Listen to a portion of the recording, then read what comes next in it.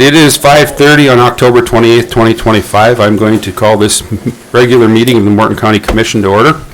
Our first item of business is the Pledge of Allegiance. I pledge allegiance to the flag of the United States of America and to the republic for which it stands, one nation, under God, indivisible, with liberty and justice for all.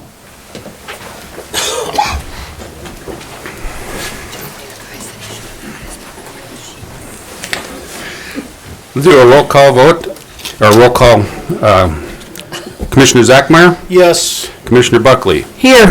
Commissioner Tokash? Here. Commissioner Morrell? Here. And myself, Commissioner Boehm, all present. We have Auditor Roan up here at the front. I know I saw State's Attorney Kopp somewhere. There he is. And Sheriff Kirkmeyer is in the back of the room also. Next we have approval of the agenda. We do want to move number 8 up ahead of number 7. John's only gotta be somewhere, and he only has a couple minutes to put on the agenda, so we're gonna move 8 ahead of 7.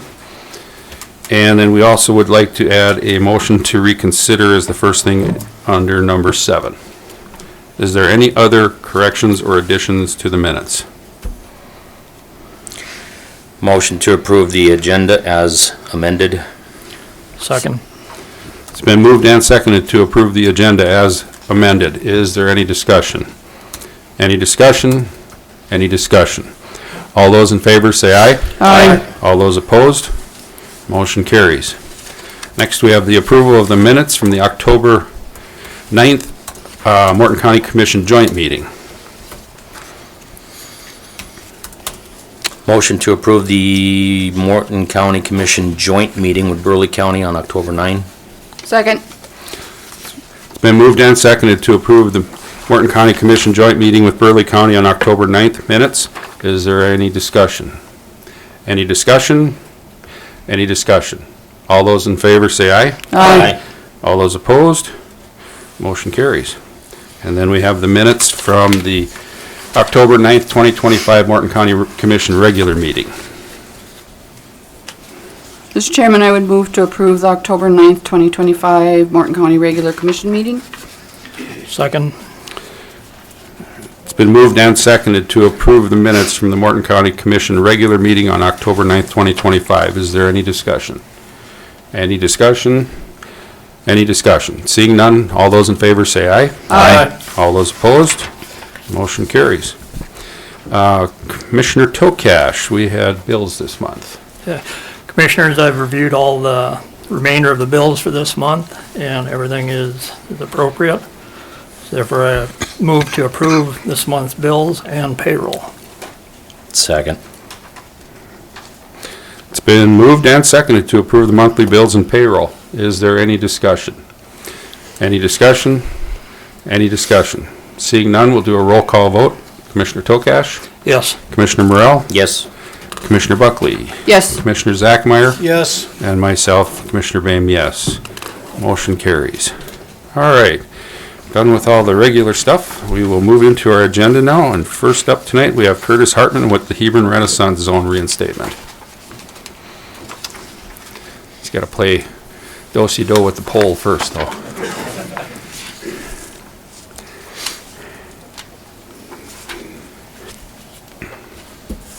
Yeah. I'm Curtis Hartman. I'm president of the Hebron EDC board, and we are coming before the county commissioners to request their support in getting our Renaissance Zone reinstated. Due to inexperience of some of our board members, we didn't know how soon we needed to start the reinstatement procedure, but Nathan Schneider with the Bismarck-Mandan EDC has been working with us, and he said it is possible for smaller communities to get it reinstated due to some of the changes that the state has made. So the reason we want our Renaissance Zone reinstated, it provides monetary incentives for retaining some of our older buildings and businesses on Main Street and throughout the town, houses and that stuff, financial incentives. can be done. We had one facility a number of years ago that bought out a store in town, and they were able to get a 0.25% interest buy down, which helped them out over the life of their loan. So procedure for getting it is, we were told, is we needed to have the 3 major tax people or entities for the county to support us, and Hebron School Board has supported the reinstatement positive. The City of Hebron has supported it positive, and now we're requesting that the Morton County Commission support it positively. Any questions? Commissioners, have any questions for Curtis? Mr. Chair, if I can, Curtis, how long has your Renaissance home been in place? What? How long has it been in place? I do not know for sure. It's been for about 20 years, I think. Is it? I know, City of Mandan made a similar request here earlier this summer.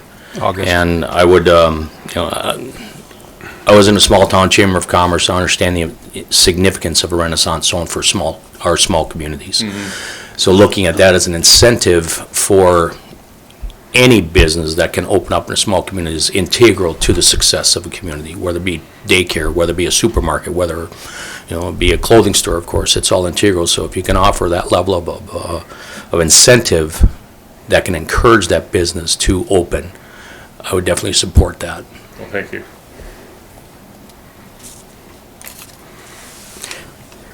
Any other commissioners have any other questions, comments, or a motion?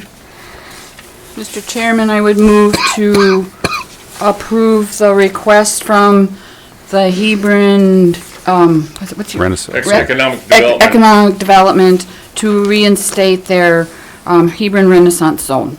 Second. It's been moved and seconded to support Hebron the Hebron Economic Development Committee for establishing their Hebron Renaissance Zone reinstatement. Is there any discussion? Any discussion? Any discussion? Seeing none, all those in favor say aye. Aye. All those opposed? Motion carries. Thank you. Thank you, Curtis. And actually, you probably won't stick around, so we'll give you that one right away. All right. Thank you. All right, next up on the agenda is Tom Gerhart with Executive Director of Dakota Media Access. Chair Bain, Oh, Don, do you have the presentation? I have a thumb drive. Yeah, because we don't have internet. Heidi tried it, but you want to go there? Yep. Okay.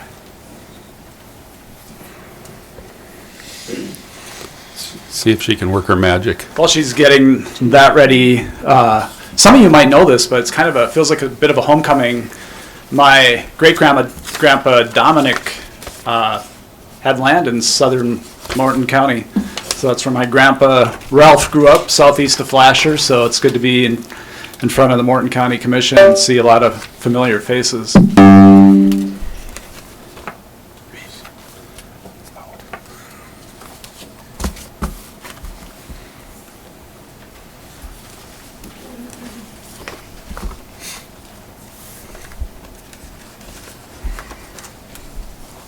I wonder, would it matter if it was saved on a Mac, Don? It shouldn't, I don't think. Is it this one here that says DMA Yep, presentation? that should do it.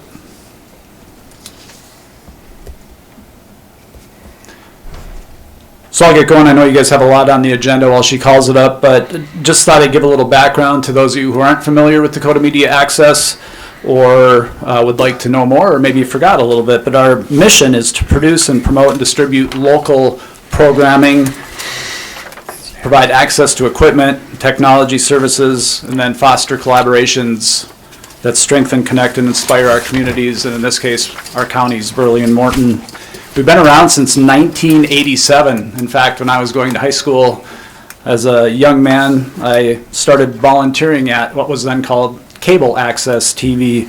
So we go back a long time, 38 years. We have 2 channels that run through Midco, and one of them is government access. And each year we play a hand in 330 meetings, so almost one a day. between Bismarck, Mandan, Burley, and Morton counties with over 400 hours of coverage in those meetings. We also do the city of Lincoln. They're provided much like you provide the meetings here.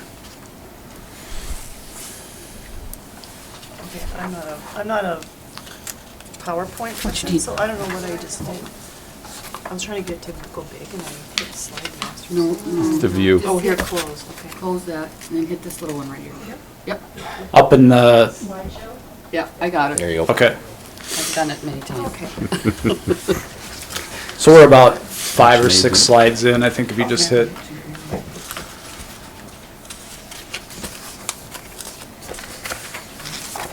Wow, one more. So Morton County, there are 3 meetings that you guys record them, provide them to us, and then we archive them and share them out on our social media channels. So 39 meetings in 2024, including, of course, you guys have the 2 county commission meetings per month. And these meetings are replayed on our government access channel, which you can get on Midco. We also have an app you can get on your phone. And you can also find us on our website, dakotamediaaccess.org, and you can find live shows or archive shows. And we all know in this age, video on demand is a big thing. So we find 63% of our web traffic right now goes to view government meetings of one sort or another. So also we have YouTube and our website where we're kind of everywhere, which is access is in our name. So you can find us in a lot of places, including your meetings in a lot of places. We also provide closed captioning for these meetings, the channel playback, and if you go to our website, you'll see the agendas attached, which provides really nice context to the meetings. Closed captioning, believe it or not, for the meetings costs us about $7,000 every 2 years. We have to buy words, essentially, and pay for them, so that's an expense of ours, which seems odd, but that's the way it is. I'm certain down the road AI will play some factor in lessening those expenses, but right now they're a significant expense for us. So we produce a lot of local programming. The Bismarck Mayor does a show, and then City Current is a show that I do once a week, twice a month with the Bismarck City Administrator, twice a month with Jim Neubauer, the Mandan City Administrator, and we recap the prior night's City Commission meeting. We also have a lot of history programming. Prairie Pioneers tells the stories, in this case, of early Bismarck families. We have hometown history. If you watch our community access channel on Sundays, I think we have 14 different church services that run, variety of denominations, and we're trying to grow our local programming. We have a young lady that just started doing a pottery talk show. Wasn't on my radar, but that's what she wanted to produce. And then Dakota growing a lot of tips and tricks on how to make your garden and your flowers and all that stuff better. I think it's really critical that we are a good community partner, and showing up here tonight, I was happy to see Joel and Heidi, who I've met with already, trying to collaborate with Morton County Emergency Management. I see the Morton Mandan Library is represented here tonight. We've become well acquainted in the past couple of months. And we have a community bulletin board that runs on both our government access and our community access channel and on our website. And essentially it just promotes and provides information for various things. Heidi has used it for emergency management messaging. She's cut a public service announcement. And all that we do happily and free of charge. Again, trying to be a good community and partner, county partner. So we're happy to display emergency management messaging. In this case, you see the fundraiser, the open house coming up. That's been circulating on our community bulletin board, and we're happy to share those messages at no cost. You may not know that radio access 102.5 on your FM dial is our radio station. That's, they call it an LP station. It's low power, so if you get too far away from our transmitter, which is by the North Starbucks in Bismarck, the signal gets a little weak. But again, you can find us crystal clear on your app or online, and we do a lot of government meetings there, as well as share local content. We have 16 podcast producers, people doing anything from sports to news. Western Plains Public Health that just started a podcast called Public Health Matters, and we helped them get that off the ground. I think they're 4 or 5 episodes in. couple of guys I know just started a sports podcast, and then we have 9 DJs that are creating music shows from blues to rock, just about everywhere in between. And these are people that are just passionate about that type of music or podcasts that want to share their message with us, and we're happy to help them distribute it. And we have talked with Heidi about maybe a Morton County podcast. So we'll see if we can get that up and going sometime in the future. But why I'm here, again, just giving you that backdrop, is we're single source funded. So we get our funding from the cities of Bismarck and Mandan, but it's through Midco. Midco, a cable franchise agreement that started way back in the 80s for a right to put their coax cable through right-of-ways in our cities so that we could get cable in our homes, reached an agreement with the cities of Bismarck and Mandan, gave them money for that right, and then community access TV was created with some of that revenue. Well, we're to the point where the funding is continuing to walk into the basement, and what we're being allocated continues to rise. So those lines, if that makes sense. So let's say you can see the funding now is just over $800,000. The cities haven't historically given us every cent of what they've been given from Midco, but they're close to that. So when that hits 100%, which I expect will probably happen in 2027, if not sooner, we have some funding issues. So we're trying to build a more sustainable foundation to continue these services, not only the government meetings, not only the video on demand so people can come back and reference these meetings, not only the podcast production, not only the community bulletin boards, which we're happy to share the messaging, the public service announcements, all these things and more as we continue to grow and become better community partners are the reasons behind why I'm here. So you can see on average things have been dropping by just over 4%, and that allocation that the cities have been giving us has been increasing by 11%. So the cities are just about tapped out into what they can give us. And so, in a hope to find some sustainable funding and some very modest, I think, funding, I've gone to both the Bismarck and Mandan Park Districts, Bismarck and Mandan Public School Districts, Burley and Morton County, and then the cities, of course, of Bismarck and Mandan. And the Mandan Park District and the Mandan Public School District have both contributed to us moving forward. The hope is that it's an annual contribution, and of course, you know, we all have to wait and see. But I'm happy to do that work to keep those relationships going, to hope to get to that point. And so tonight, I don't think it's on a slide, but it's on a handout that I provided to both of you. The request would be for your consideration would be between $1,500 and $2,000 annually, or beginning in 2026 in this case, although I think your budget probably is passed already, but that would be the ask, and then you can see the reasons why in front of you. So with that, I'll take any questions anyone might have. Commissioners, have any questions for Tom?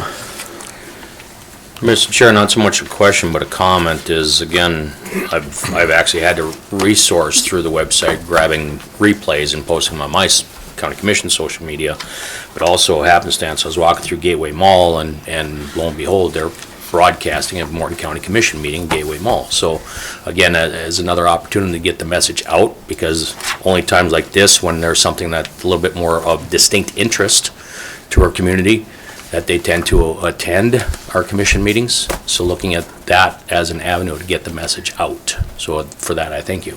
I appreciate that. I think we have a tremendous public service, and I view myself as someone who works for Morton and Burley County and Bismarck and Mandan. Just a direct connection, and happy to do whatever we can to elevate the messaging of this case, Morton County.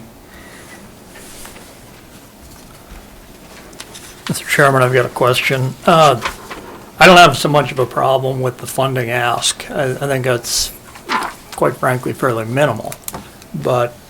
And we do have a responsibility to keep the public involved with what we're doing. But when you look at the converging expense and revenue, is the way I'm reading this. Yep. Is this a broken business model? I don't think so. That's a great question. And so, again, there has been buy-in from the other political subdivisions. I'm actively working on some other underwriting opportunities. And I think, I'm very optimistic that we can carve a path forward. Just some things that haven't been done in the past that I think are opportunities to really integrate ourselves into the community with some business partners. And also, so I'm looking at a lot of avenues, and that's why the ask is minimal. This is not any sort of cash grab or anything like that. It'll really go toward creating a solid foundation. And, you can ask Paul about like grants and things like that, Commissioner. Those are one-offs, so I wanted to start with hopefully a sustainable funding sources with the political subdivisions and get a base, revisit that each year potentially and have conversations, and then do a number of other things to raise other revenue sources.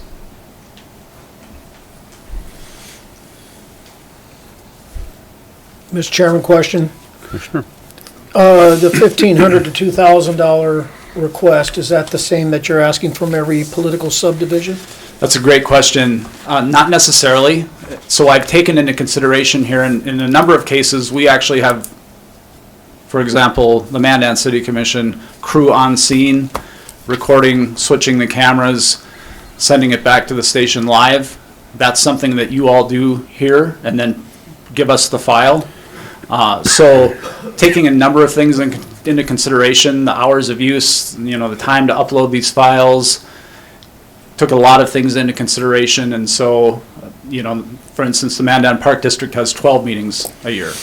So a lot of apples to oranges scenarios. So tried to get to what I thought was fair, at least for a starting point, and an opportunity to have you ask some questions. You all ask some questions. And so the park board and the school district are in that neighborhood with what they ended up providing. So how many of them have approved the request? The Mandan Public School District, Dr. Bitz has. The Mandan Park Board, Park District has.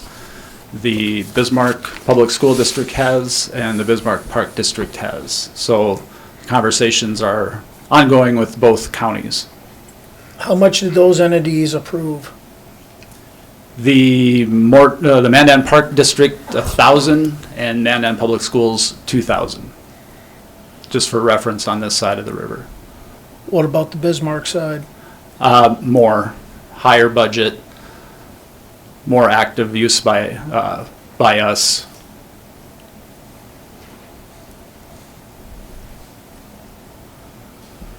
Over double and triple of which it should be.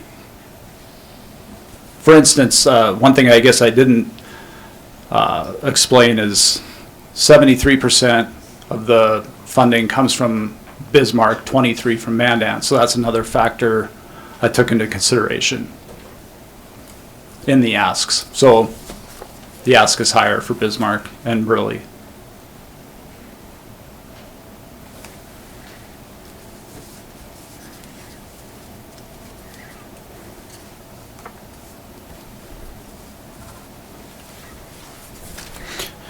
Any other questions for Tom?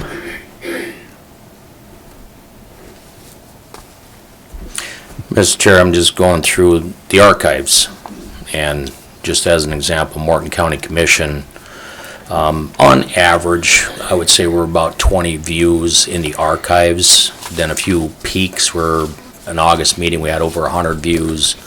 So whatever the topic was on that one, I'd have to go back in the agenda and see, but we have a few peaks like that. City of Mandan, I've seen on average be about 10 to 15 for replays. Just fixing a pull up. We're also on YouTube. Yeah, this is our just Achilles heel is we're everywhere.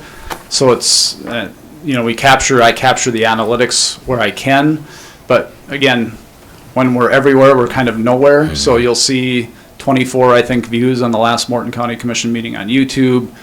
Then you've got our website, video on demand. So it's fragmented, but again, depending upon what you have access to, you're able to see it. All right. And again, that might go back to Commissioner Stokas's comment about business model, again, knowing you just come into this seat here fairly Correct. recently. Yes. And truly, you know, even on the agenda, I think I can visit with Heidi. We plan to visit. I think there's some ways we could direct people to the archives a little more clearly too.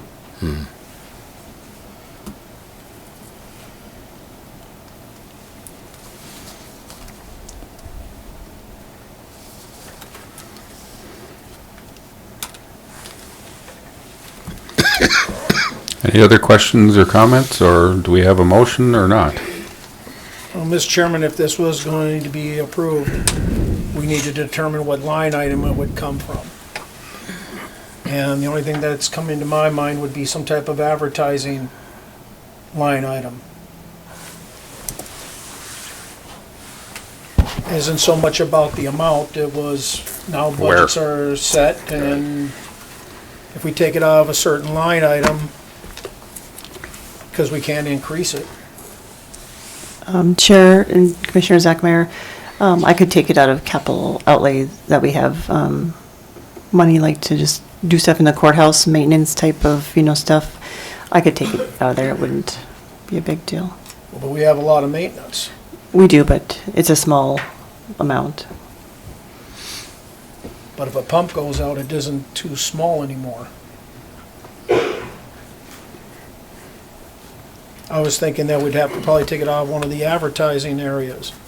And I can't get on the accounting system, No, so look. Go out of the internet. Mr. Chairman, would it be possible to put off this request till the next meeting? Because we're gonna have to determine the line item, or we would be out funding this type of request until 2027. And then Mr. Gerhart would have to come back at budget time and make another formal request.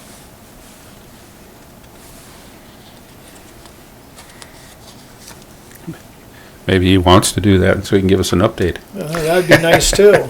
Happy to come back.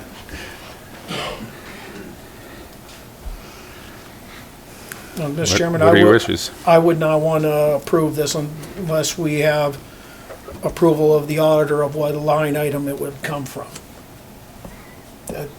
Right now, it's kind of, I'm not happy about taking it out of courthouse maintenance. Anybody in this room can start looking around, there's a few issues that are gonna have to get addressed. And they can walk the hallways and see some of the peeling wallpaper in areas.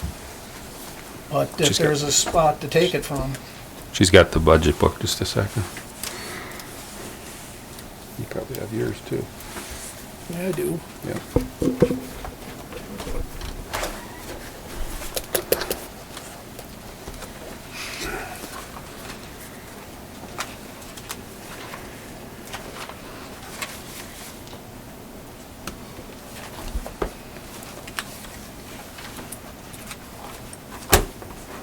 What was advertising again? Well, we don't really. There's now one for We advertising. don't have advertising. No. Promotion. I mean, we have promotion of ag and promotion of industry, but, I mean, that's earmarked, industry is earmarked for the MPO. Promotion of ag, we have 3,000 in there, and that's where you take if you sponsor any 4-H teams. Then there's economic development. Communications, I think, is 911 dispatch. Correct. Correct. Yeah. Capital projects, we have 50,000, and that's what I was speaking to. I would take it out of there. That's really all there would be. I would agree, we should find the proper line item, or line to take it out of. We're just, right now, we're grasping for an area that has got some excess money. What about technology? This allows us to look.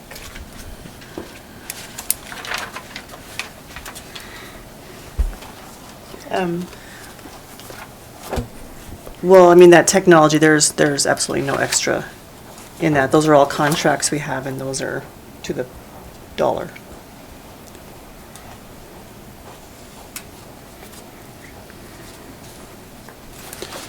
Table it. Mr. Chair, a motion that we table this. Bring it back next meeting at the soonest. Okay. That gives our auditor time to find proper. I'll second that, Mr. Chairman. It's been moved to table this agenda item until the next meeting, which I don't have the date in front of me here, but November to the thir- next meeting. November 13th? Yes. It's been moved to table to the next meeting on November 13th. Yes. Until we decide what line item we want to use. Is there any discussion on the motion to table? Any discussion? Any discussion? All those in favor, say aye. Aye. All those opposed? Motion carries. Thanks, Tom. We'll get a Sure, look at it, Tom. Commissioners, thanks for Thank your you. time, appreciate it. Thanks for the info.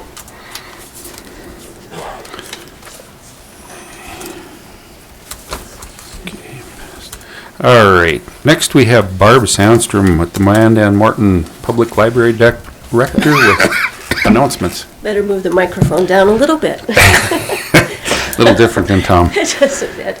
I have, well, I've sent to you guys 2 announcements that I want to make, but I actually have a third one.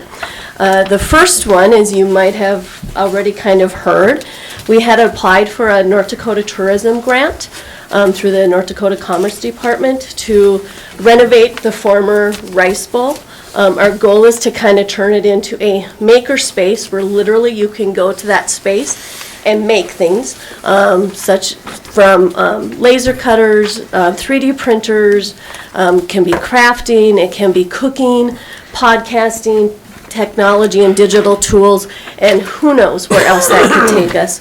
But the aspect that we were doing with this grant that we wrote was to also combine it with tourism and getting people throughout Morton County, area regions where maybe they start at the library, we go experience some things throughout Morton County, come back, and then we create. So they're kind of making their own souvenirs at the library.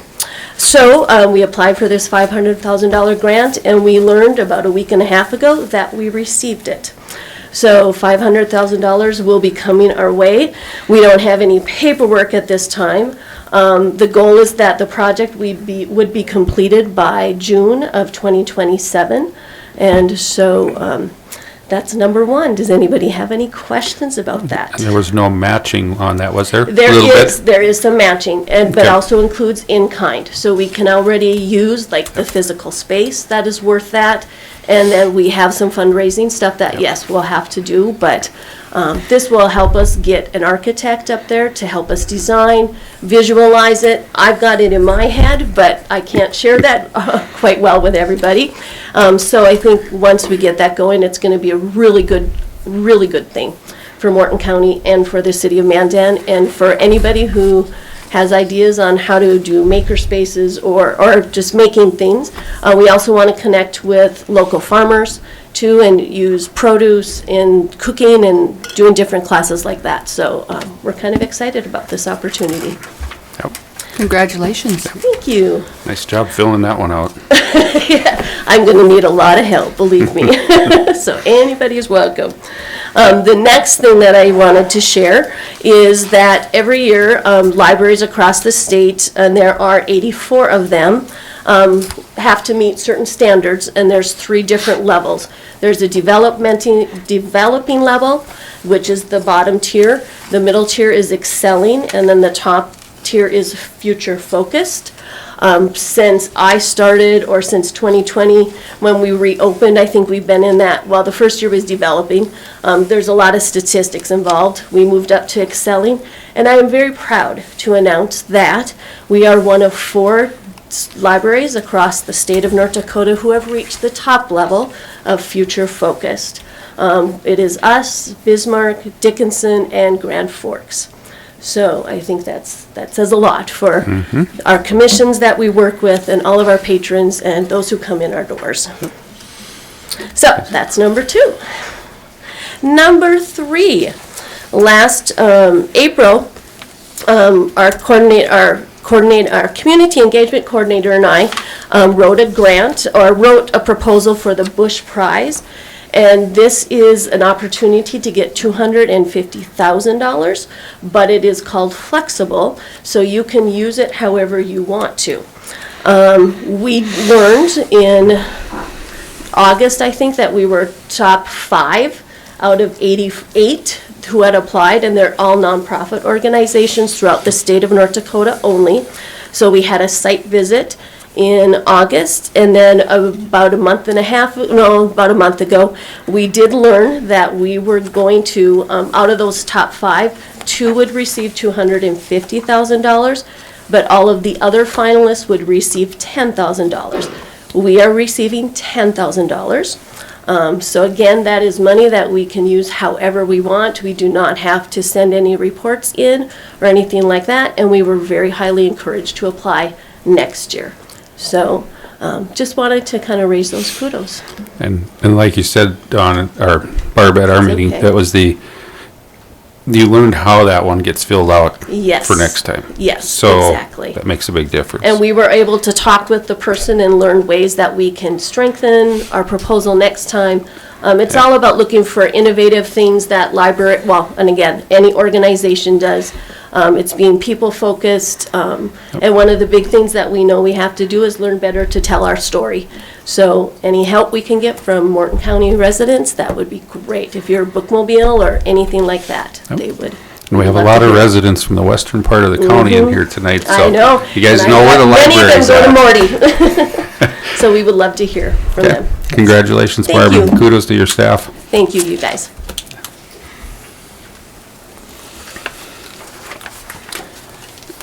All right. Next, Heidi Hamilton with the 911 Program Coordinator and Public Information Officer. Our media relations policy. Pretty exciting stuff. Hello, Commissioners and Auditor Roan. So kind of like I presented last time, we did the social media policy, which was 800-03. We revised the media relations policy as well, kind of did a review of it, and you guys received a table kind of showing what we've changed. We did change the format again to match that policy. Therefore, we don't have a red line copy for you, but that's kind of why I outlined what those changes were. So the policy from 2021 is what we had. It was done in 2021. It's solid, but the communications have evolved quickly, especially with social media and digital platforms. This update sharpens the policy, clarifies roles, and ensures our messages are consistent, accurate, and legally sound. So basically, the key updates are we modernized it for today's media, especially aligning it with that social media policy that we recently updated. Clearer roles and coordination. Again, making the public information officer kind of the main contact for all media questions and coordinating all the departments through that public information officer position. Transparency with protection, clarifying what should be shared, what can be shared, what should remain confidential, that kind of stuff, and helping the public stay informed while protecting sensitive information. We updated that emergency communications area, same way we did with the social media policy, tying it to the county's emergency operations plan and helping ensure that there's accurate and timely messaging during any incident. And updated the legal safeguards and accountability. So it outlines when to check with legal counsel and reinforces those professional standards. What hasn't changed, it's still an open, professional, and accurate communication still remains the standard. The media's role in keeping residents informed continues to be valued. The unauthorized or inaccurate disclosures are still addressed through disciplinary measures. So pretty much this update just refines and strengthens the policy, keeping it relevant for current communication needs, ensuring messages are consistent, protecting sensitive information, and maintaining public trust, whether that's through traditional media, social media, or during emergencies. Do you guys have any questions? Mr. Chairman? Go ahead, Commissioner I Buckley. do, Heidi. From my former life as an extension agent, usually they'll call and they're there like 10 minutes later to do an interview. And so it's going to be hard for that office to say, well, they're coming and they're going to interview me. Correct. And so In the policy, it states as soon as you're able, as soon as possible. I think that if that's the case, that we would need to, you could get with, or the extension office could get with me and kind of plan for those incidents. they can't plan because they'll call and Well, just kind of what would you do in a situation is what I'm saying. Kind of, how we will negotiate those situations. So just kind of working together with that specific department if they have frequent situations like that. I think that we can come up with some sort of plan. Well, because it says must notify the PIO immediately when the contact made by a media. I mean, that can happen. Right, and so I mean, anytime. a text message, an email, you know, again, as we are work within our limits, you know what I mean? That's kind of the expectation, I guess, there. It would be at least letting me know that the contact occurred. You know, the contact was made and the press showed up and this is kind of what we talked about, or these are the questions they asked. Just so if it comes up, you know, at another time, or it's something that we want to cover as well, you know, something I wasn't aware of, so.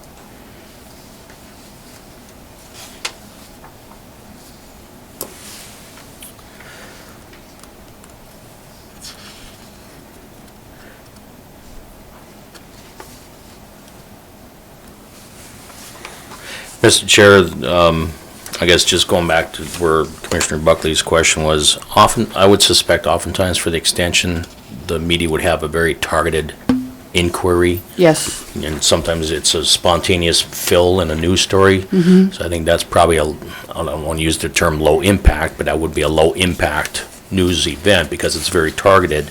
And obviously the extension personnel can speak to that quite well. Yes. In most circumstances, just more so as a heads up or as a backdoor in case something spawns off of it. Because again, when you're looking at public information, you're also looking at damage control. And that's very important for any organization. But what I'd also offer though, Heidi, the only comment I would throw on this is there's no mention of the ICS structure. So in the event of an incident, or am I missing it? Nope, there is. It is. It's under procedures, emergency communications. In the event of a disaster or emergency, the PIO or designated backup shall coordinate with the incident command system and the county's emergency operations plan to ensure consistent and accurate messaging. PIO will work closely with the EM director and partner agencies. Okay. And designated backup would obviously incorporate a JIC. Correct. Okay. Joint Information Center.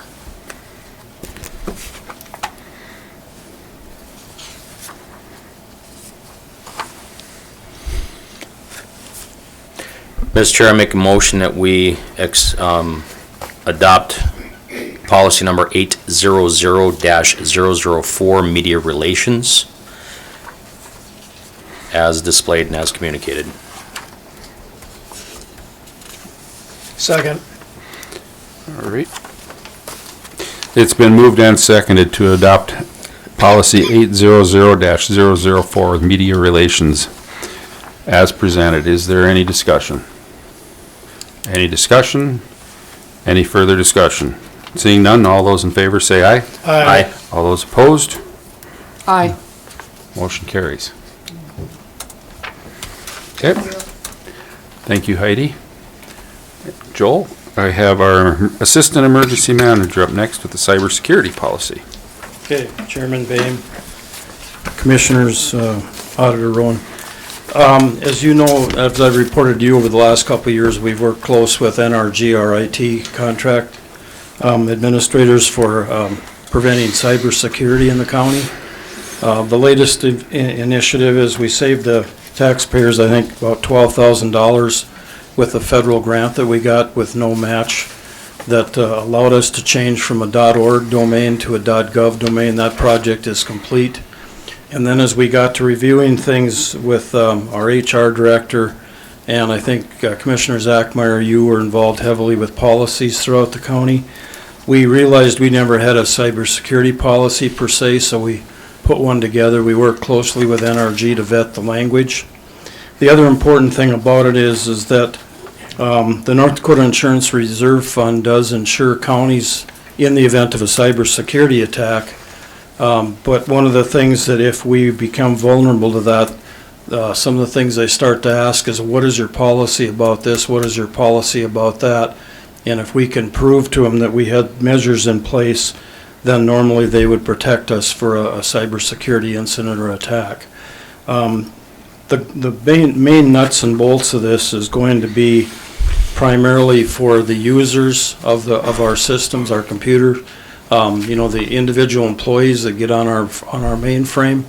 So the use of multi-factor authentication, which we already have in place, best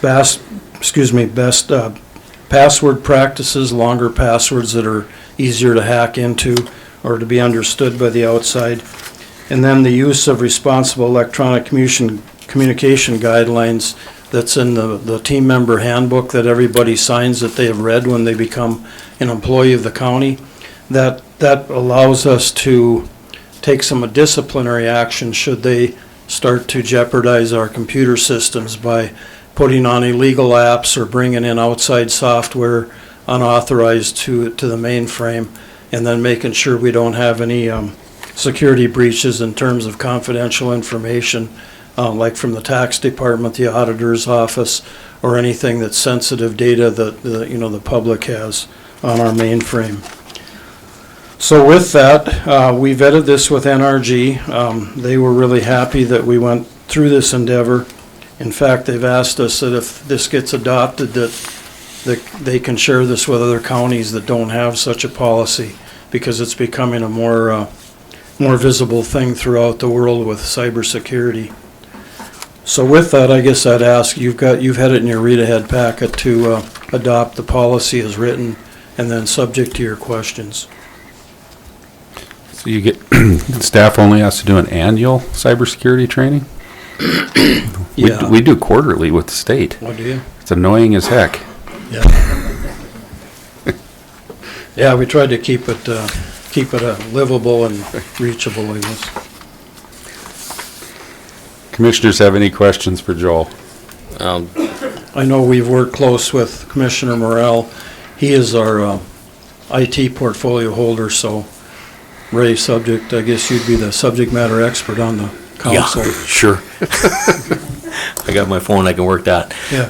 But one thing I was going to reiterate was, again, we have the cybersecurity training once a year, but there's still that full tabletop exercise that took place that opened up a few avenues, and that was before the .gov transition. Right. But again, if we work with NRG for that education with the staff on a regular basis, it will prevent any phishing, well, not prevent, but definitely reduce the phishing attempts, the hacking attempts.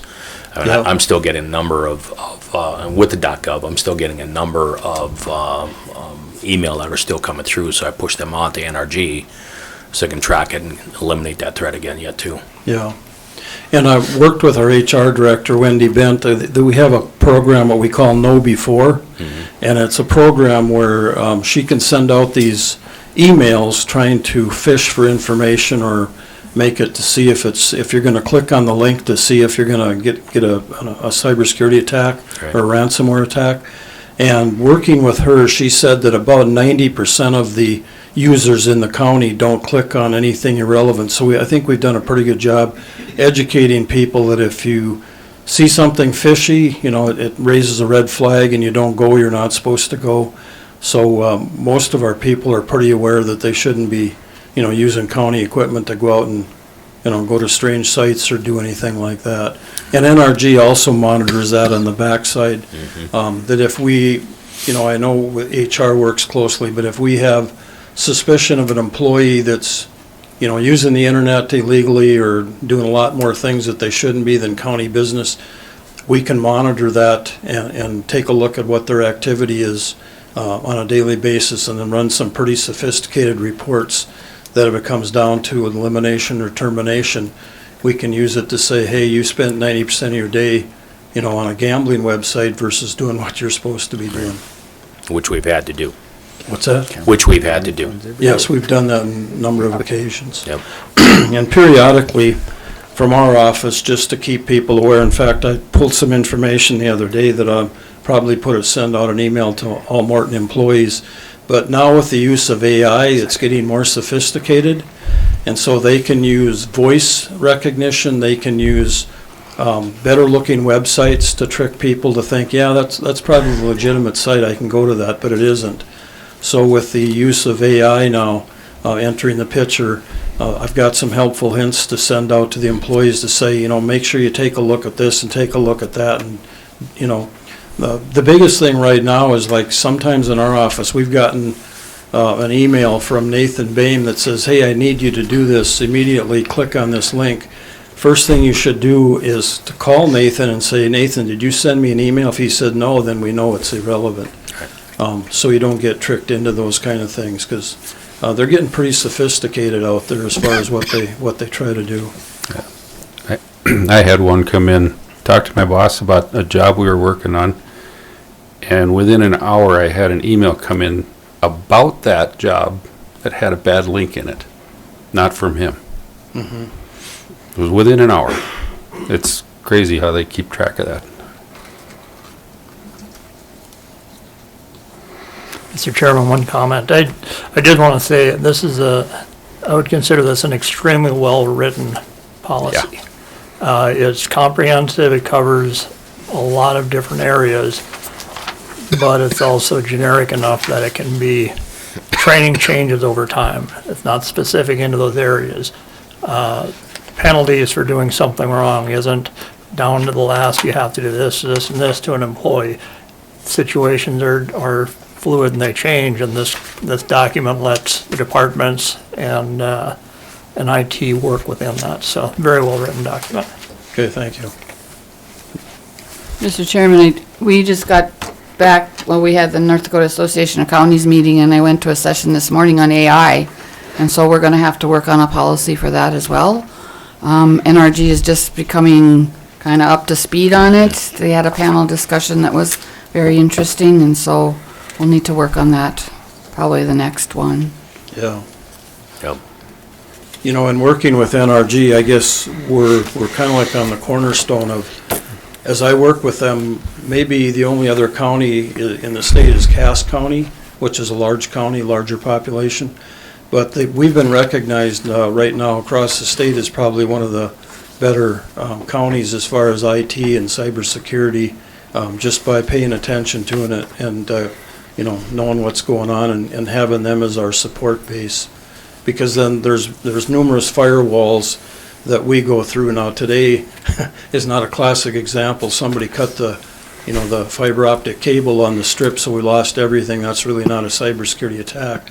But between NRG and then the state North Dakota IT department, we've got firewalls that kind of protect us in terms of being safer than a lot of counties and cities that I worked with previously. They do it on the fly, and hopefully it never happens.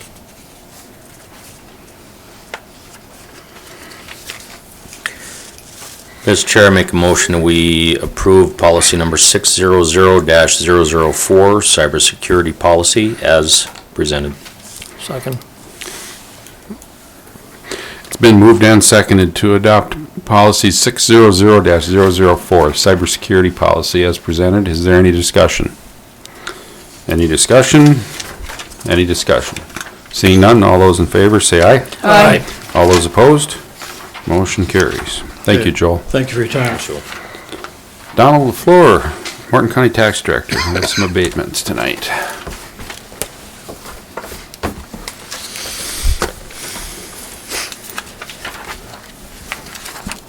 Okay, so the first one's up are veterans abatements, 7155 and 7156. We're going to see this a couple times tonight, but on both the veterans and the homestead credit, it is allowed to extend to a contiguous parcel that the owner has, so long as there isn't a second residence on it. So this is one veterans, but they have a vacant lot or a garage or shop next to them. So we're covering two different parcels. They had room under the 9,000.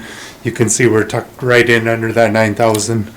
So that's why you're seeing two with the same owner, both for 2024. Mr. Chairman, I would move to approve the vets credit for 7155 and 7156, both for the year of 2024. Second. Been moved and seconded to approve abatement 7155 and 7156 for 2024 for veterans abatement. Is there any discussion? Any discussion? Any discussion? All those in favor say aye. Aye. All those opposed? Sorry. Motion carries. Okay, then we have the homestead credit abatements. Those are 7157 through 7161. 7157 is for the city of Mandan for 2024. 7158, 7159, and 7160 are all in the city of Hebron. Again, we have that condition where it is a homeowner with a couple different vacant lots in this case, so we extended it over since they're contiguous. So same owner, all for 2023, covering 3 different lots. And then the final one is for Morton County for 2023. Mr. Chairman, I move to approve homestead abatement 7157 for City of Mandan for 2024. Abatement 7158 through 7160 for the City of Hebron for 2023. And abatement 7161 for Morton County for the year 2023. Second.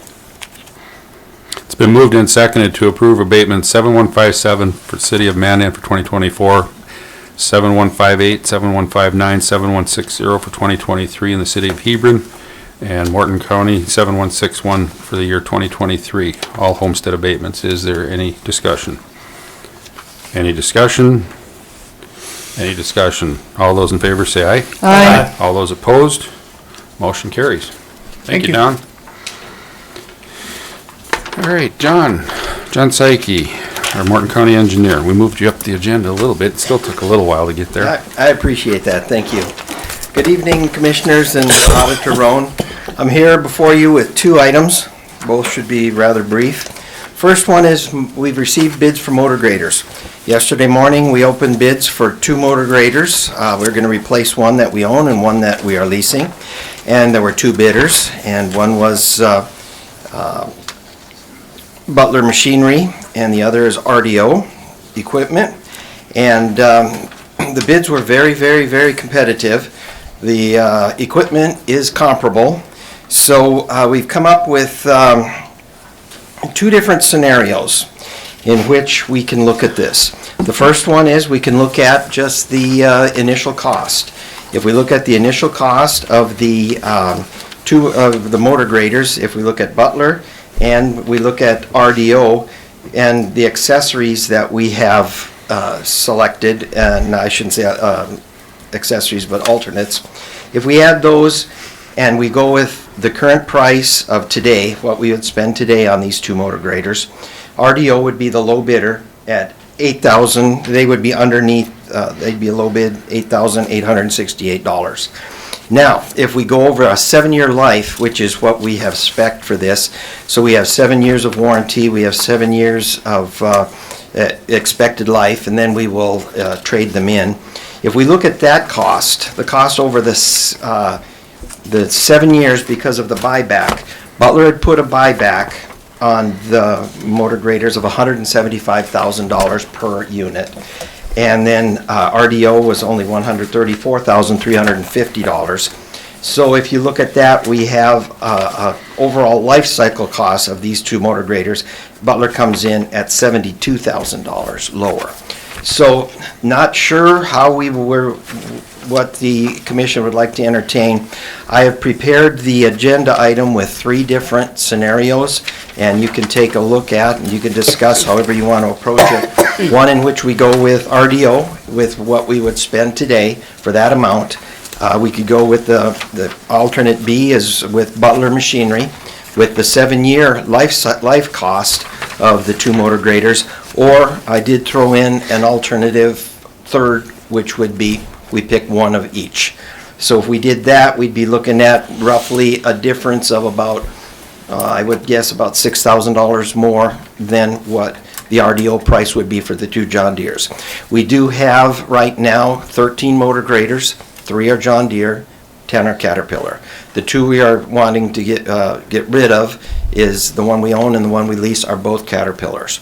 So the one thing that Chad and I have discussed, we could look at any of those 3 scenarios and we'd be good with it based on the equipment. Sometimes it's good to not have all of one type of equipment, which we have learned with our international trucks. just because we have a lot of the same situations with all those. I'm not saying it's going to happen with all these motor graders, and typically we only keep them for the 7 years that we have the warranty, so we don't spend a lot of money on repairs. We just cover the maintenance. So with that laid out that way, I'm open to any questions you may have. Commissioners? Say, John, performance of the vendors, we have breakdowns, different issues like that. Are they both similarly responsive? They are both similar, and they have been very responsive. There have been some times where either one has not been able to get a mechanic there, but then within the specified time, they have sent us a rental machine. Okay. So we have that available. Okay, so that's, all those things are somewhat equal. Yes. Okay. The way I'm looking at this is, there's a $72,000 difference over the course of 7 years.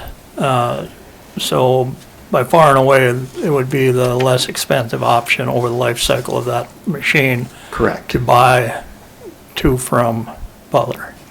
Is that? That is, and that's traditionally how we have gone in the past.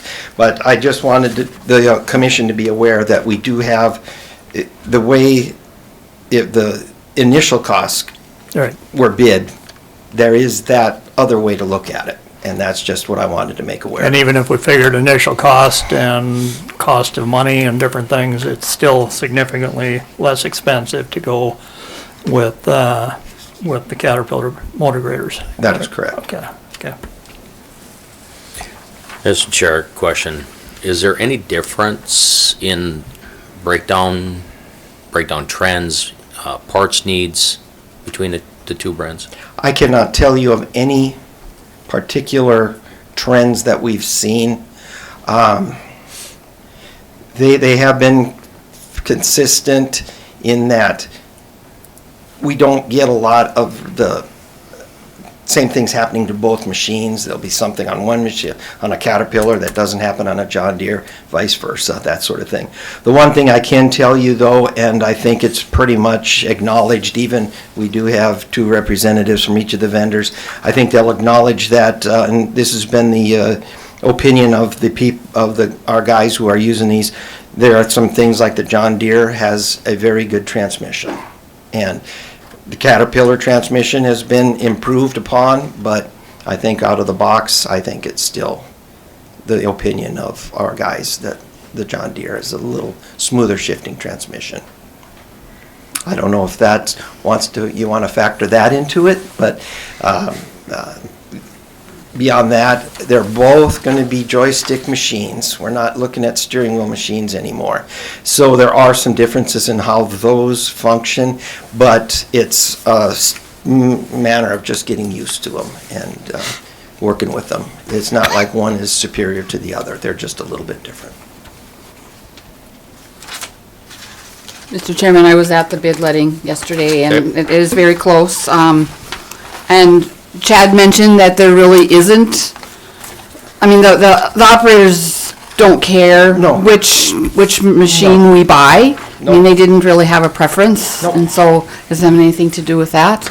I think in talking to Chad that he was leaning toward we buy one from each, but I guess it's up to us to make the decision. That is correct, and that was one of the things we were talking about yesterday as well. That's why I came up with the 3 different options, because it is so close. This is probably the closest in bids that we've ever had for motor graders over the years I've been here.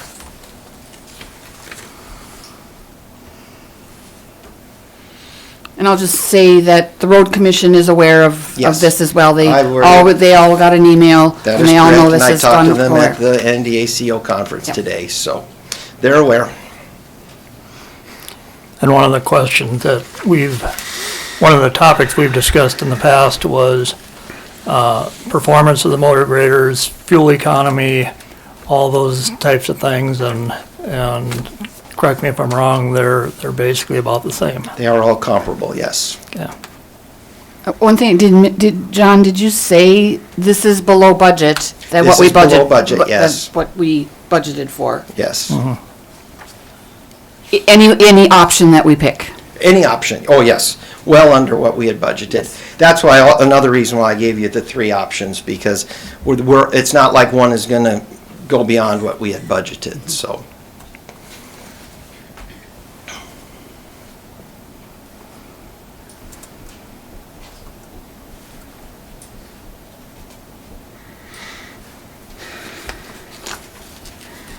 What are the wishes of the commission? I'll look at the bottom line. Because it's still money out of the county. And that's kind of what I was trying to get to here is, you know, there's 2 different options, or 3 different options.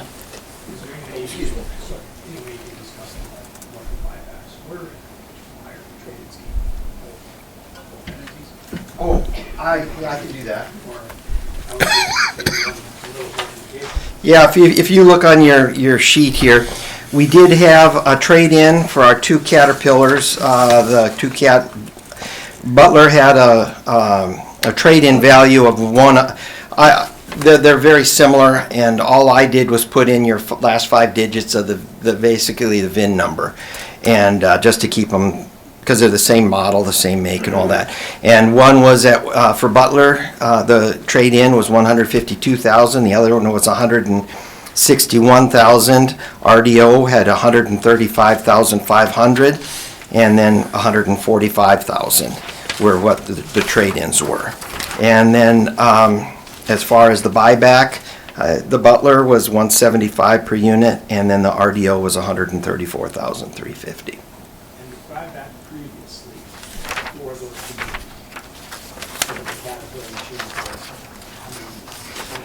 135 versus 152 that.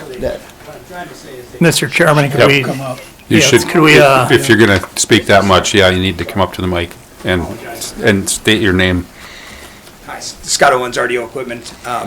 Just wanted to reiterate that the buyback number that was 7 years ago and the trade-in number now is considerably higher than what you were getting, what you were guaranteed 7 years ago. So looking at those numbers, then is that 7 years from now, that 175 going to apply, or is that the trend of the machines and everything else we do in this world keeps going up in price? Will that be the same way it is now, more sustainable? Some of the trade prices are $30,000 higher than what they guaranteed you 7 years ago. So that was what I wanted to bring up to that. That's what I want. Thank you. Appreciate it. Thank you.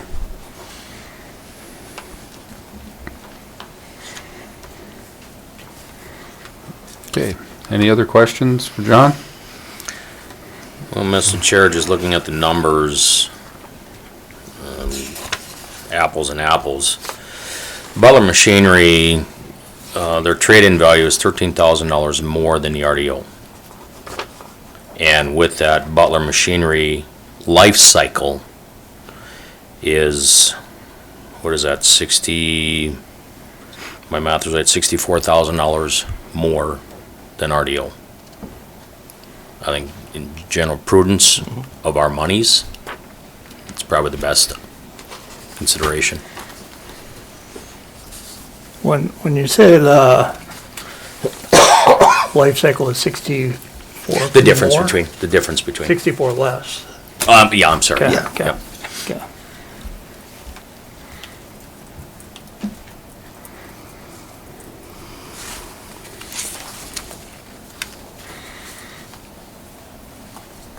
So what are your wishes? I can say that also one thing that Chad mentioned is that sometimes it's good to have one of each, because then if one breaks down, we can get the other one, keep the other one running. Like it's along the same lines of us trying to diversify our Yes, truck inventory. diversify the fleet, yes. Is what he basically said, yeah. And with the fact that, as John had mentioned, the 2 that are trade-ins are cats. So again, if we follow the numbers, those replacements will be cats. Correct. So it still allows for the diversification of the inventory. We still have, it's still heavily cat, but there still are 3 John Deeres in the fleet. Right. Mr. Chair, I make a motion, we approve the bid of low bidder Butler Machinery for the purchase of 2 Caterpillar Model 150A WD motor graders and wings at a total cost of $622,720, which is $311,360 per unit. Authorize the ordering of the motor graders and wings for delivery after January 1 of 2026. It's option 2 on our sheet. Option 2. Yep. Yep, okay. I'll second that. Okay. It's been moved and seconded to approve the bid of the low bidder Butler Machinery for purchase of 2 Caterpillar Model 150A WD motor graders and wings, and along with the rest of the motion as stated. Is there any discussion? And this is a budgeted item, so. Is there any discussion? Any discussion? All those in favor say aye. Aye. All those opposed? Motion carries. All right. Okay, John? My next one will be much simpler. This is for a resolution concurring with the award of a North Dakota DOT contract with Jensen Brothers Construction Incorporated of Fargo, North Dakota. We've been working on a project to replace 2 bridges near Flash, one near St. Anthony. And they're both on the federal aid secondary road system, so they are 100% funded by the DOT, so there's no match for Morton County. The construction engineering is also covered at 100% with no match. And there were 10 bidders on this project. 2 years ago, we were lucky to get 2. And so there's a lot less work out there. And in your packet, you should have a copy of the apparent low bidders list. Jensen Brothers Construction bid $992,968.35. And our engineer's estimate was $1,408,812.20. Or, excuse me, yeah, 20 cents. So therefore, it is well below our estimate, and it is 100% funded by the DOT. So I would recommend that we approve that price and agree to sign the resolution so the contract can be executed by the North Dakota DOT. And another interesting sidebar is we submitted a request for proposals for construction engineering. Typically, in the past, we've only received 1, and that was usually by the company that designed the project, and now we have 8 that proposed on the construction engineering on these 2. Good.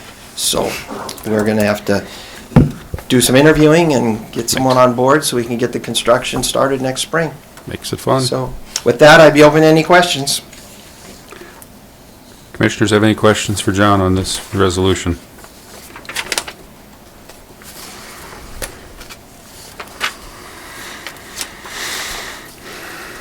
Mr. Chairman, I move to concur with the award of the North Dakota DOT contract with Jensen Brothers Construction Incorporated of Fargo for the 2 bridge replacements for $992,968.35 and execute the resolution for the return to the North Dakota DOT. Second. It's been moved and seconded to concur with the award for the North Dakota DOT contract with Jensen Brothers Construction Incorporated Fargo, North Dakota for the 2 bridge replacements for $992,968.35 and execute the resolution for return to the North Dakota DOT. Is there any further discussion? Any discussion? Any discussion? Seeing none, all those in favor say aye. Aye. All those opposed? Motion carries. All right, thank you.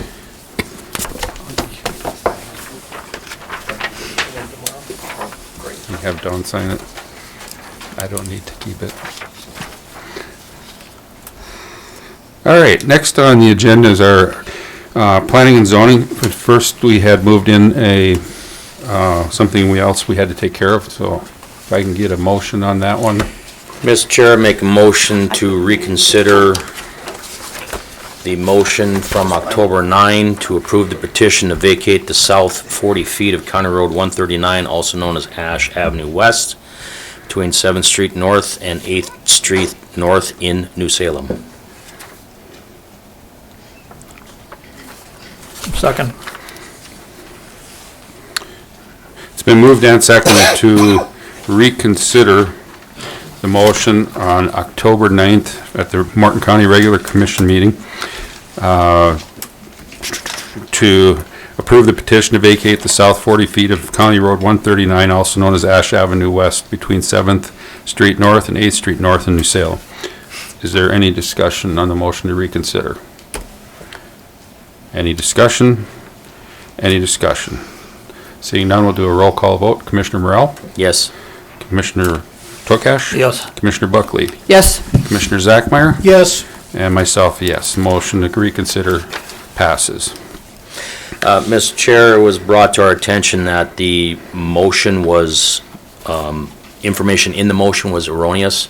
Instead of a 40-foot vacating the south 40 feet, it should read to vacate the south .34 acres of County Road 139, also known as Ash Avenue West, between 7th Street North and 8th Street North in New Salem.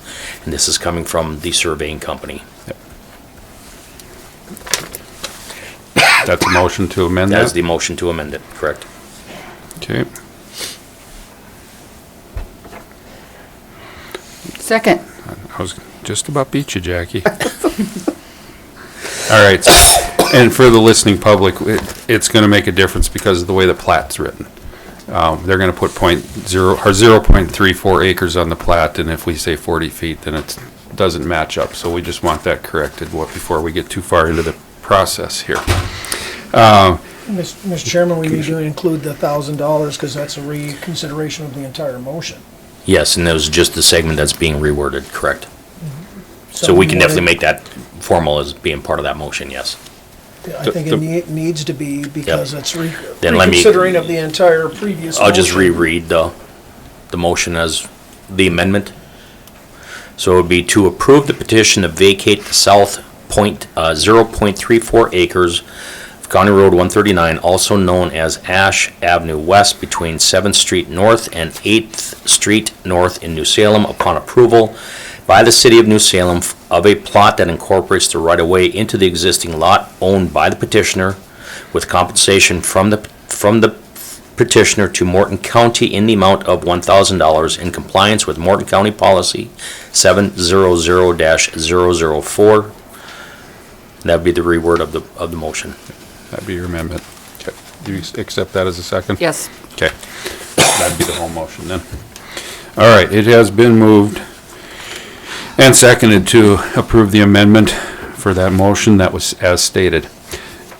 Is there any discussion? Any discussion? Any discussion? Seeing none, all those in favor say aye. Aye. All those opposed? Motion carries. Amendment carries. Now we will have a vote on the motion as amended. Is there any discussion? Any discussion? Any discussion? Seeing none, all those in favor say aye. Aye. All those opposed? Motion carries. Thank you, Commissioners. And now we will move into our Morton County Planning Zone Director, Natalie Pierce. Good morning, evening, Commissioners. It's been a long day. Our first item is the Stoltz subdivision. This is in the southeast quarter of Section 9, Township 139 North, Range 83 West. This is located northwest of the I-94 County Road 83 interchange. Applicant is Doran Stoltz. So the subject property is here, currently zoned commercial. He's looking for a rezoning to residential and platting this as the lot never went through a formal subdivision process.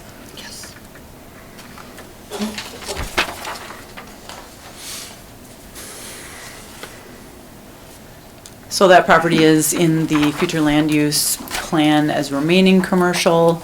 Again, the applicant is not changing the nature of this property. It's been residential in nature for many years. Just looking to bring it into conformity with the current use.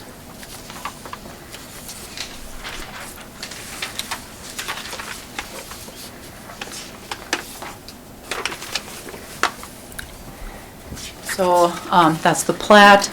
There's a little bit of extra right-of-way being granted here because the section line is offset from where it would usually be, where the road is situated. So 55 feet of right-of-way being granted, and then 15 feet of utility easement. Usually we ask for 40, but the existing residence is that much closer to the road. Also, the existing water line is in the right-of-way. So we usually kind of do a happy compromise, and we're just doing 15 feet here for the utility easement. Planning and Zoning Commission recommended approval of the short form subdivision and rezoning from commercial to residential. And I can take any questions.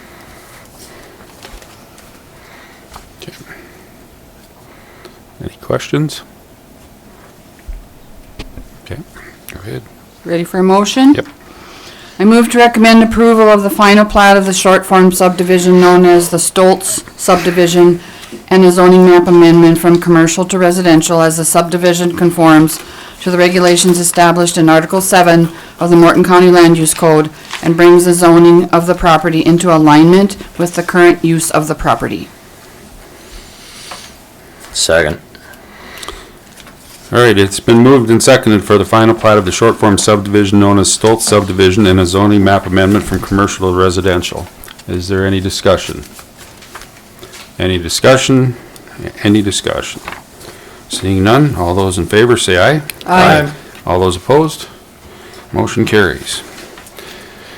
I think this is the one everybody's here for tonight, so, a couple quick things here, housekeeping. How many people plan on speaking tonight? I mean, raise your hand now so I kind of get an idea. Okay. We had a public hearing last week. I'm going to allow people to speak tonight, okay? But being as there was a public hearing last day, we are going to limit discussion to 2 minutes, okay? When you come up, state your name. Doesn't matter address, where you're from, that's not a big thing. If you're from Glen Ellen, you can say that, or wherever that area is. State your name, give us your 2 minutes worth either way, and then we'll have the next person come up. We don't want to drag this out all night. Like I said, we had the opportunity last week to speak. A lot of people didn't or didn't think they had to. So we're going to give you that opportunity tonight. If the person or persons before you have said the same thing that you're going to say, still get up, say your name, and say you agree with them. We don't need to hear the same thing 10 times. That just drags this out a lot longer when we're hearing the same thing over and over. If you have new pertinent information, we'll gladly listen to that. Okay? So with that, this isn't a public hearing, so we don't have to open that. Natalie, go ahead. Mr. Chairman, before we start, Sorry, Paul, forgot about that. I'm going to recuse myself from this, Okay. from this agenda item. Yep. What's the reason? His son works for BNI, who's a subsidiary of Elite. Okay, that should really be announced. And yeah, Commissioner Zachmeyer is correct. We should announce why Paul is recusing himself. His son is an employee of BNI Coal, who is a subsidiary of Elite, and he used to work with BNI Coal, so he feels like he wants to step away from this one to not promote any Bias. Yeah, we just don't want to. He doesn't want to start anything. He'll step out. So with that, Natalie. Sure. This is the a special use permit request for the Long Spur Wind Project.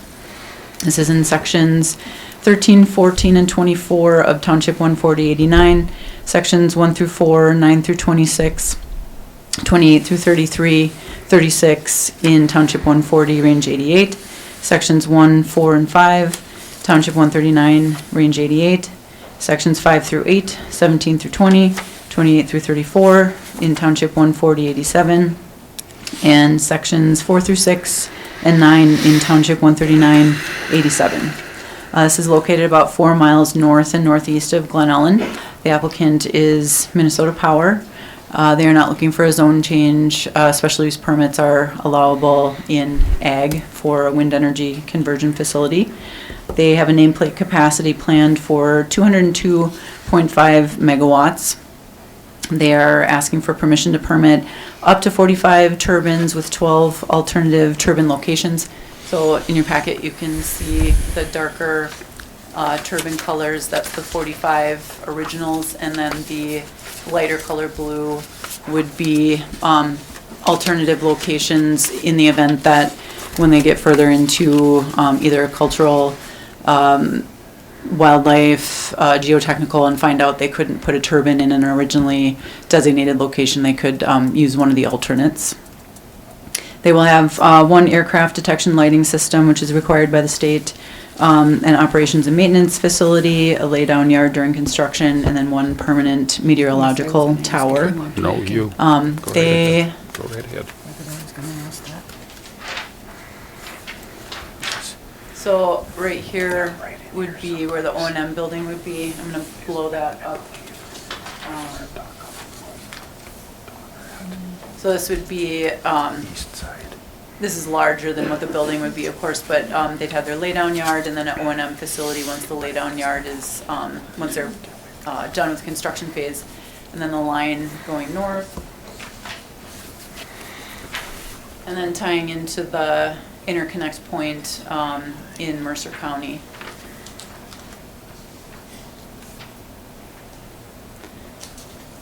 So I won't get too much into the weeds because I'm sure they can present other information. Lots of people here to speak. I will just put up, we have color this time, kind of. Just to give a sense of how many turbines exist in the county right now, and then versus what the new project would be. So this black line is our county boundary, so you can see some of the projects, you know, go into Stark, go into Mercer, go into Oliver. So within our county line, we have the Sunflower Project, Glen Ellen Wind, Bison, and then Oliver Wind 3, and then in yellow would be this proposed new project. So I'm going to leave that up there in case people, as they speak, they want to point out where they live or where they have an interest. And then I will take questions after everybody's done. Not ahead. All right. With that, who would like to lead this off?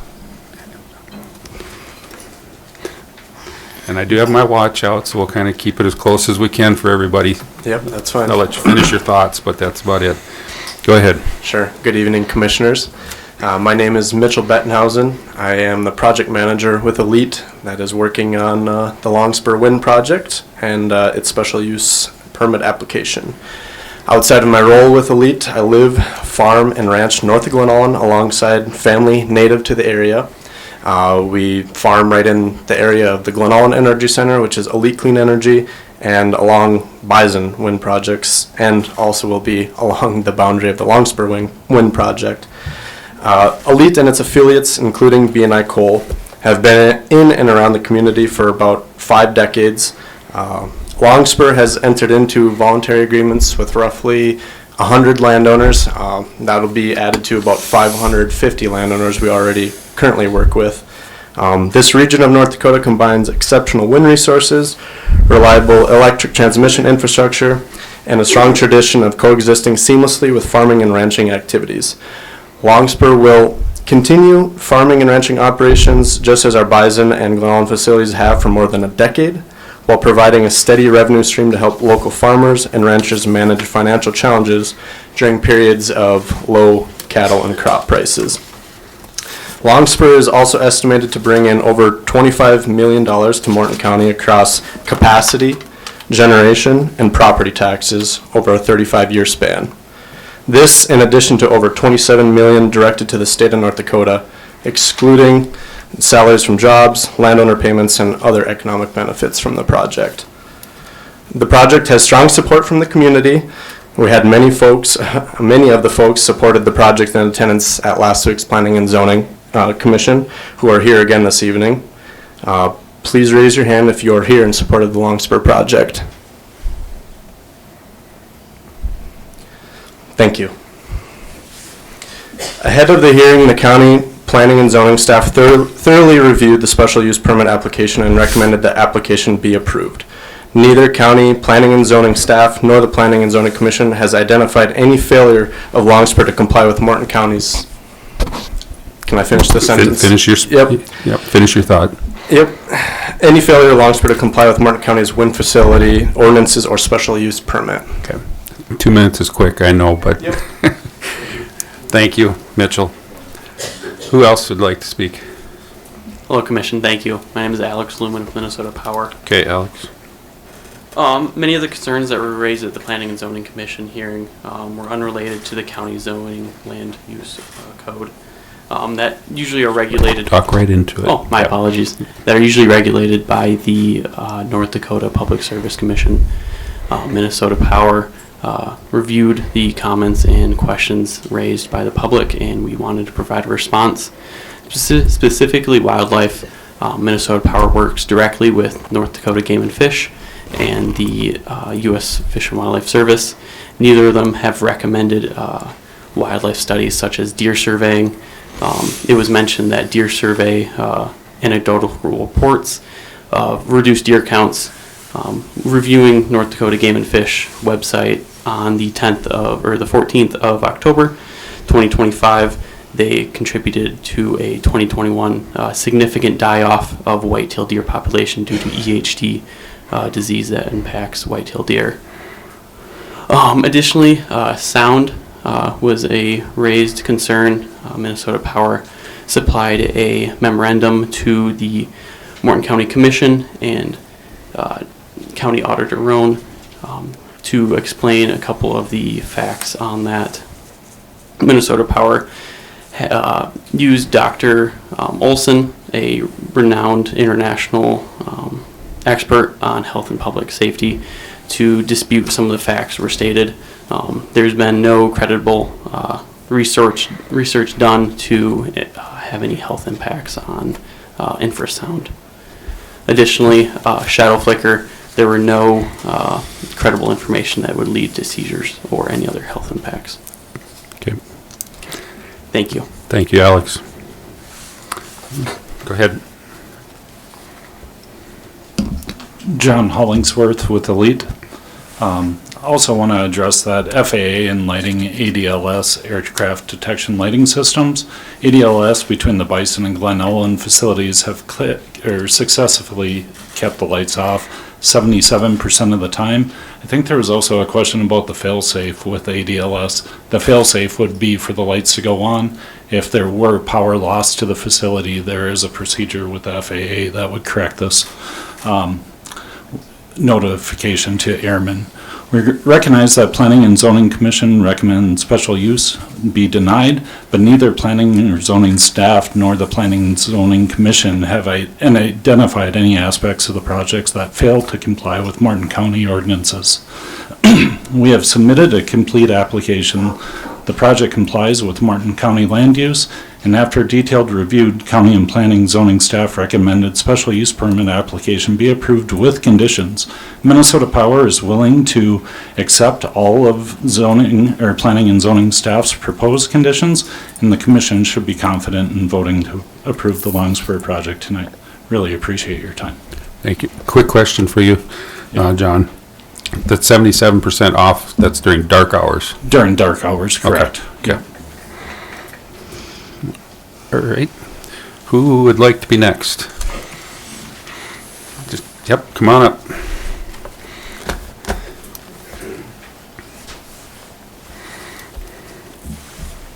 Dwayne Flex speaking here.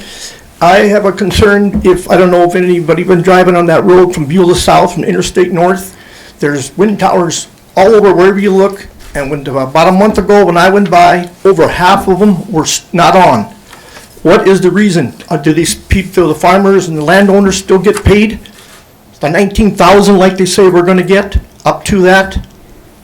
And another thing, I talked to a gal up there that her dad owns 23 acres of land, and they put a tower up the right amount, far enough away from their place.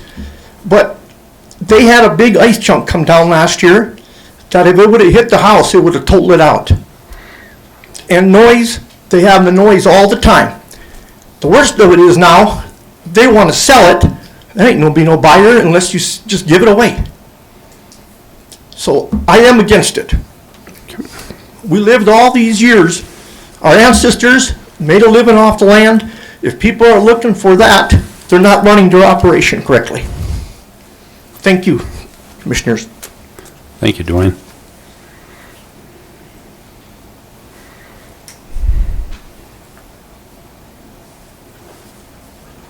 Good evening, Commissioners and Auditor Roan. I'm Mary Grainer, and I have relatives that live in the area. I just want to point out that last week I was at the Planning and Zoning meeting, and nobody stood up in favor of this. So raise your hand if you're against this. Nobody spoke in favor of it, and it came out of committee as a do not pass. All right, so this is subsidized. These towers will never make enough money that we as taxpayers subsidize them. It is not green, and I'm not one for following the Green New Deal with Alexandria Ocasio-Cortez. The construction's not green, the transportation's not green, the concrete's not green, the maintenance is not green. And when it gets so cold, they actually draw energy. You have to give them electricity so that the engine oil does not slow down. And it also requires oil. The power goes to Minneapolis.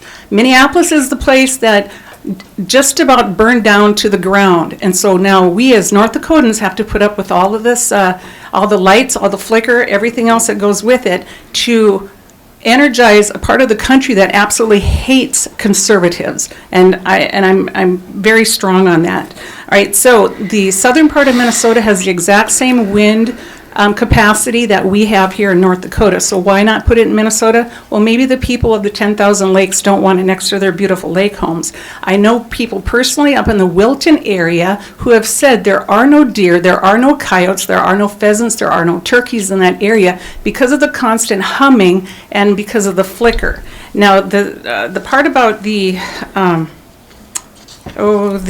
infrasound, that is true. There's a lot of German and other studies that have come out of other countries. But this was a Harvard University wind and solar. It says it requires 20% more land. It actually increases the temperature by 0.24 degrees Celsius during the day and 1.5 degrees Celsius at night. Warming is a result of the wind turbines actively mixing the atmosphere near the ground. There's 10 other studies that support it. Yes. Okay, 10 years, there's going to be more impact on our environment. But in 1,000 years, it won't. But in 1,000 years, we're going to have nuclear energy, which is much more efficient, cheaper, and won't take up all the land and won't be as detrimental to the community. So with that, I urge you not to allow it. Thank you. Thank you, Mary.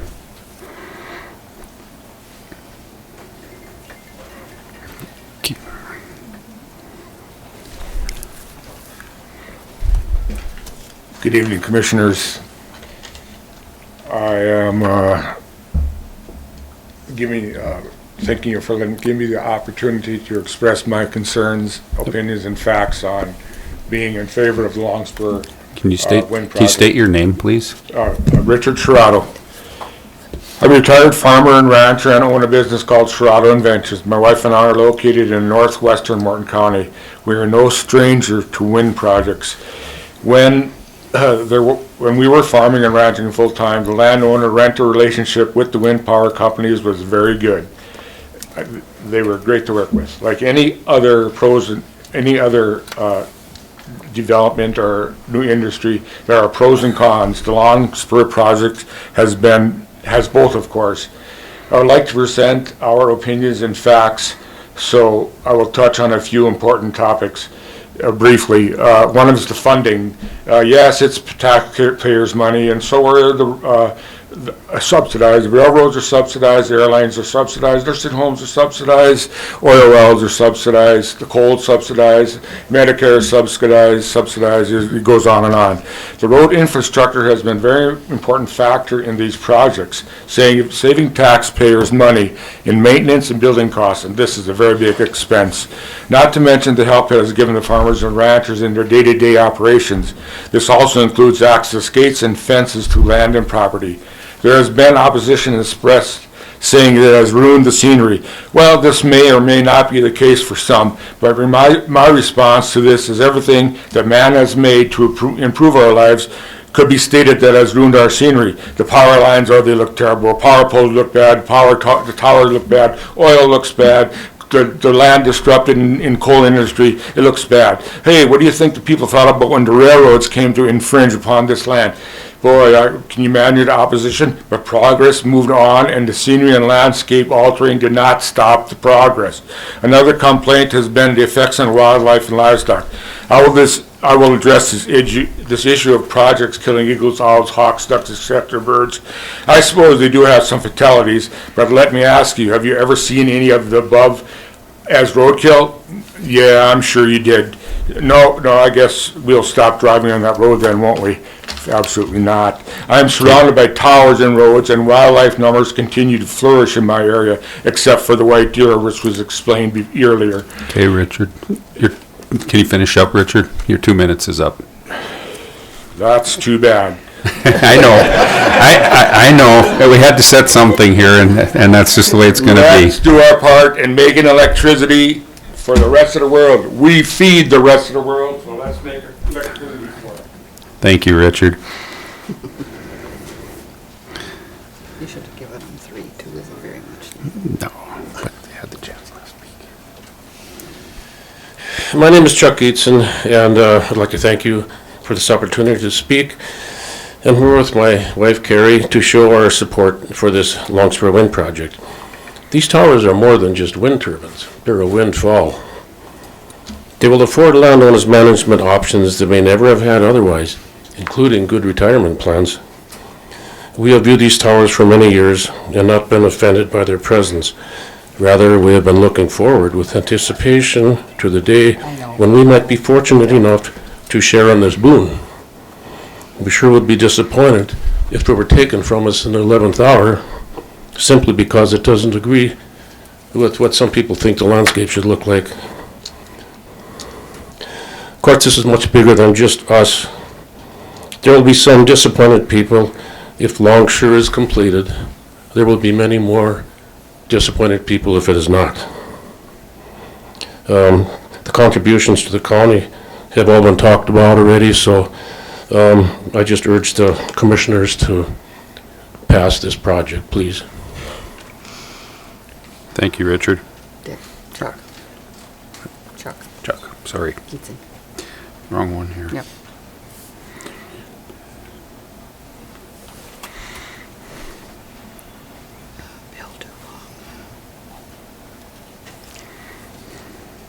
Commissioners, my name is Bill Dupong, and I live in the Glenall area near this, and this is my wife Brenda. And I'm not here to discuss the pros and cons of having a wind farm near me. I am here to discuss the expansion in the footprint of the current wind farm already. We are looking out at wind towers all over, and what the expansion is going to make a minimal imprint on our area. And when we think about what we're going to do, to me this comes down to property rights. I am not going to tell my neighbors that they can't build a building or grain bins alongside a road. I'm not going to tell them they can't build a big barn or build a new house on their land. And I don't think that they should be able to tell us, when all of the rules are followed, that we can't have a wind turbine on our land. And I am very much in favor of you allowing this wind farm to complete. Thank you. Hello, Commissioners. Brenda Dupong. I would also like to urge you to vote in favor of this and to speak to the gentleman that spoke earlier about sales of land. Some land in our area did sell with a wind tower, and I can tell you that it sweetened the deal, having a wind tower, because it went along with the surface rates. So I urge you to vote in favor. Thank you.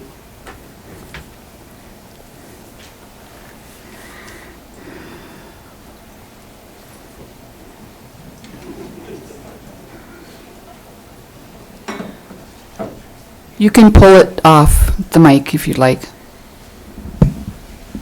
Thank you. Nope, I'm trying to keep up here. Hi, my name is Ruby Breslicka, And I'm in favor of that. I agree with Billy Dupong and Brenda and the other guy before that. And my next question is, last week, was that favor no? Or, and if it goes through, do you get a letter in the mail saying that it does, or how will you know?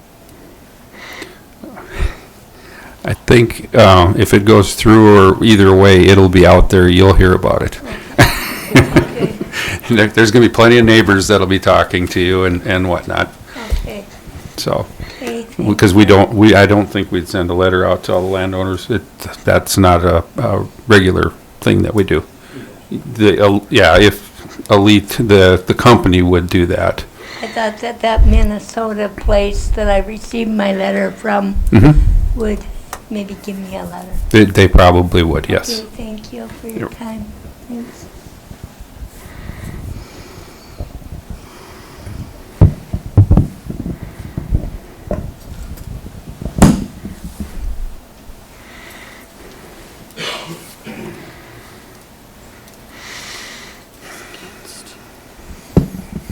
Good evening, Commissioners. My name is Keith Keatson. I'm from Glenallen. On October 22nd, the meeting of the Planning and Zoning Commission were here to approve or deny a permit for yet one more wind farm. Of all the county residents that spoke, none were in favor of this project. I wish to thank the Planning and Zoning Committee for their vote to deny and ask that this county commission deny yet another permit. I would like to address a question that was asked by one of the commission members. When is enough enough? The answer given by the wind tower spokesperson was very vague and open-ended. Supply and demand was the determining factor given for the amount of wind farms needed to supply the demand. That's ridiculous. So what they're saying, if Minnesota needs more electricity, let's run over to North Dakota, destroy what's left of the landscape to expand our cities. Let me give you a definitive and more complete answer to the question. Enough will be enough for these people when every acre of this county and state is chopped up into little pieces, a tower on every hill, and a road to every tower. However, enough will be enough when we stop issuing permits. This is crazy. Maybe we could then go back to being an agricultural state. I want to make one other note. Mother Nature is a lot smarter than anybody in this room. There's a reason why wildlife is leaving these areas. Lights, noise, vibration are obvious. I believe that there are other factors involved, unseen by the human eye. And an example I will give you, if I have a short in a cattle water and an animal walks up to drink, when its nose touches it, it jumps back because of an electrical current. I can put my hand in the water and not feel a thing. But that doesn't mean it isn't there. It's there. Point being, animals are much more sensitive to things than humans can see or feel. More research needs to be done on the effects of what these towers are having on wildlife, domestic animals, and humans that live around them. We must stop listening to outside investors, start listening to the people who live here, or we are doomed to fail. Okay, Keith, your time is up. If you have another quick comment, that's it. Well, yeah, Sorry. a little more, but in closing, I just ask that the commission, you have the power as elected officials to deny this permit. The overwhelming majority of your constituents have voiced their opinions against the project. I appeal to your sense, to the common sense side. Thank you. Thank you, Keith.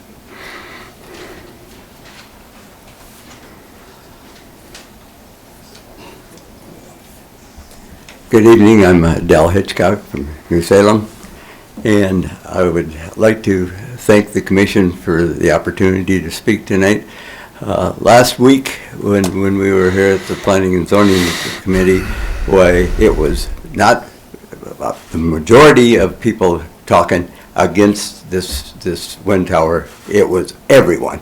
And when the gentleman from Elite said that there was many people talking for it, that was an out-and-out lie, because that didn't happen, and it was in the paper or this week, in the Bismarck paper, that everyone who talked against it was or everybody that was talking against it. So that just didn't happen, where people was supporting it. And I believe that probably 100% of the people here this evening that are talking for the project has a wind tower on their land. This is all financial. The thing about it is, when I moved here because of the rural community. I moved here because of the scenery. I moved here because of the peace and quiet. Now, I've got wind towers on the north of me, starting from the east and going to the west. And the thing about it is, now they want to move wind towers into the south side, so basically we'll be in a tunnel. And that isn't what we moved out here for, and I don't know who would buy land that was in the middle of all them wind towers. So when somebody says that they got more money for their land because there was wind towers on there, they didn't get more money because there was wind towers. If they did get money, they got it because of the contract of giving them the money that they were getting from the tower. So the thing about it is, they better explain that a little bit, because that didn't make any sense whatsoever. And in the Planning and Zoning Committee last week, determined that the wind towers were detrimental to the residents of Morton County's well-being and physical health. And the thing about it is, I think that's been proven by the fact that we used to sit out on the patio out back of our house, and it was beautiful. They put all those towers up there, and you heard whoosh, whoosh, whoosh all night long. And the thing about it is, you had lights flashing, and so we moved around to the front of the deck. Now they want to put some more wind towers around front, and these are going to be 50% higher. So the thing about it is, you're going to see twice as much. And I know I'm done, but one more thing I would like to add is, the thing about it is, the people who say that the wildlife has not been stopped by coming into the area because of those wind towers is definitely wrong. Because when we first moved there was deer. Hey, Dalton, that's you're almost at 3 already. Okay. I gave you a little extra, but that's. Sorry about that. Thank you for your time.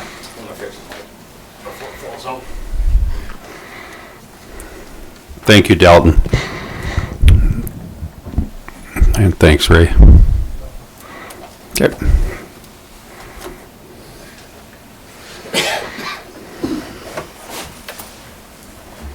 My name is Jim Swenson. I talked to all you guys this past week. We ranch up by Beulah, but we also have all that country down south.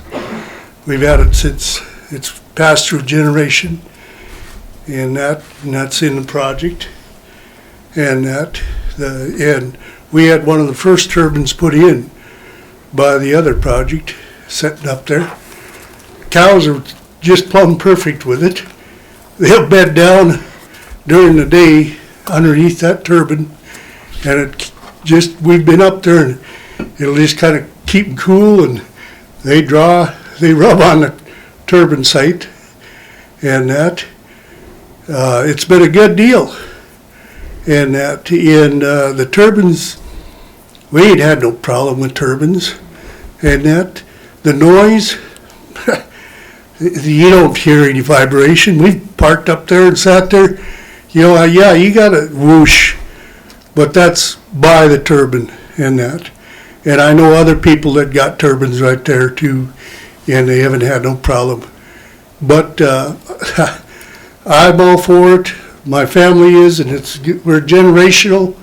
We ranch. I mean, we run a good-sized cow operation, and we use and plus I got Interstate 49 running through my place up there, and that goes and kills more deer and wildlife, and we got constantly vehicles wrecked and that, so you don't tell me that, you know, plus we got the coal mine up in our country too.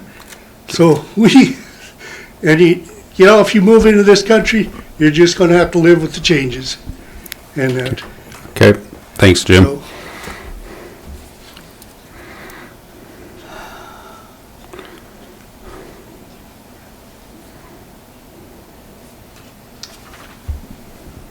Good evening. I'm Chastity Wood. I'm the Vice President for the City Council in Glen Olin, and I am in large favor of this project. I am excited for what this could mean for the city of Glen Olin and the revenue that it could bring. As small cities, we obviously are limited to the revenue and being able to fund water projects or road projects, and we have so many homes that are depleted. To get families that could move there to update these homes, to bring the revenue to be able to update our streets, to update our water lines, sewer lines, I think it would be great. On a personal level, I support it. I drive Interstate 94 every day to work up here, and those blinking red lights don't bother me at all. I think the blinking red light for the airport in Glen Olin is quite a bit brighter, but I fully support it as a city official. Thank you. Thank you. Thank you, Chastity.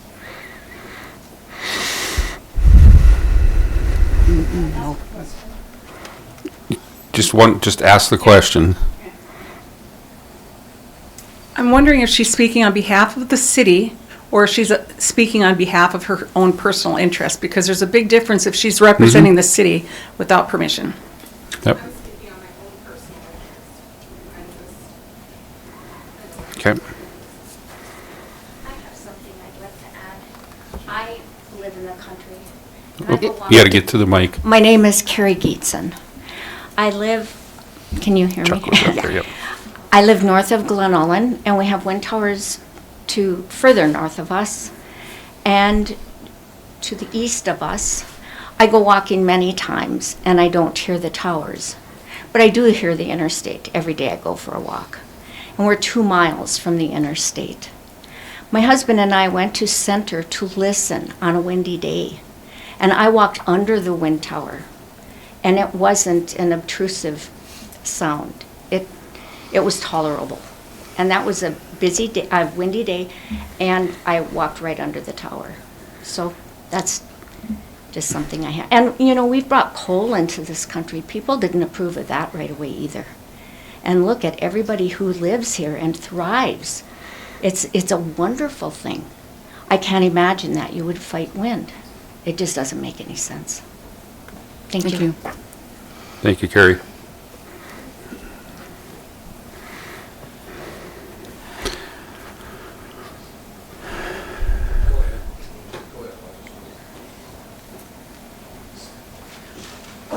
Hey guys, my name is Cole Euchre. I don't live in this area that's being affected. I live north of Bismarck here, but I am with Local 49 Heavy Equipment Operating Engineers Union. And I'm also on the Building Trades Board, which sits with all the trades, which is electricians, plumbers, pipe fitters, iron workers, laborers. And when you talk about these small communities, Glen Olin, Washburn, Wilton, Steele, just all these small communities are all built up of tradesmen that have built these power plants, that have built these wind farms, that are continuing to build these wind farms.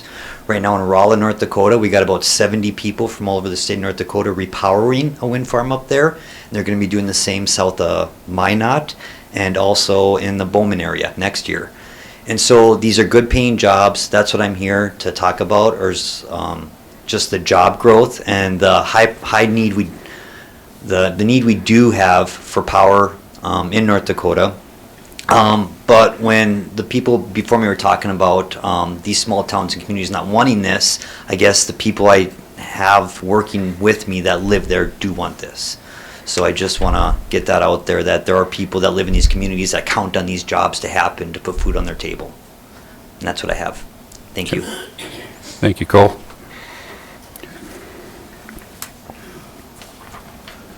Thank you, Commissioners. My name's Trent Martin, and you'll have to excuse me. I'm not a public speaker by trade. I spend most of my time checking cows and riding horses. I spend my time down in that country. I'm down there about once a week checking cows in our pasture. The fact that people would say that I have a hard time with the wildlife and the animals because of the time I spend down there. Now that part's been brought up.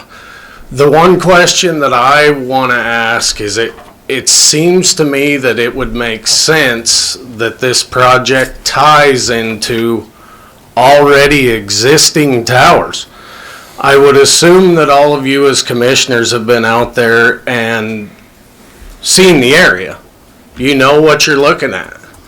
So you've got towers to the west, you've got towers to the north, and you've got towers to the east. There's a hole in the middle of there that they are asking to fill in between those towers, with the infrastructure already there for what they need to advance what they have. To me, it makes sense that you would add on to what already is existing versus moving off into another area.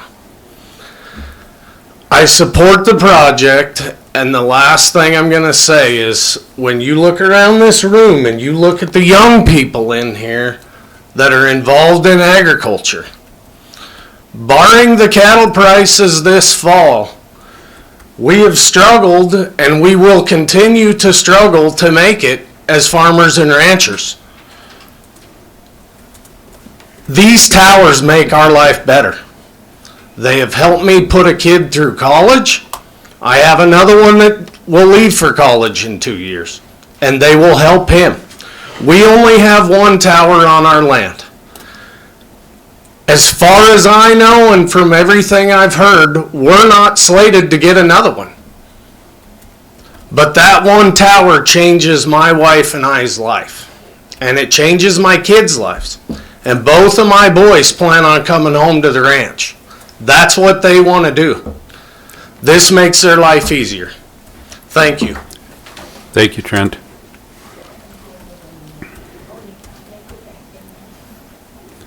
No, you have, she wants to go back up. You want to tell her no, she has to wait till everybody else is done. Yeah, let's wait until everybody else is done, Ruby. Good evening, Commissioners.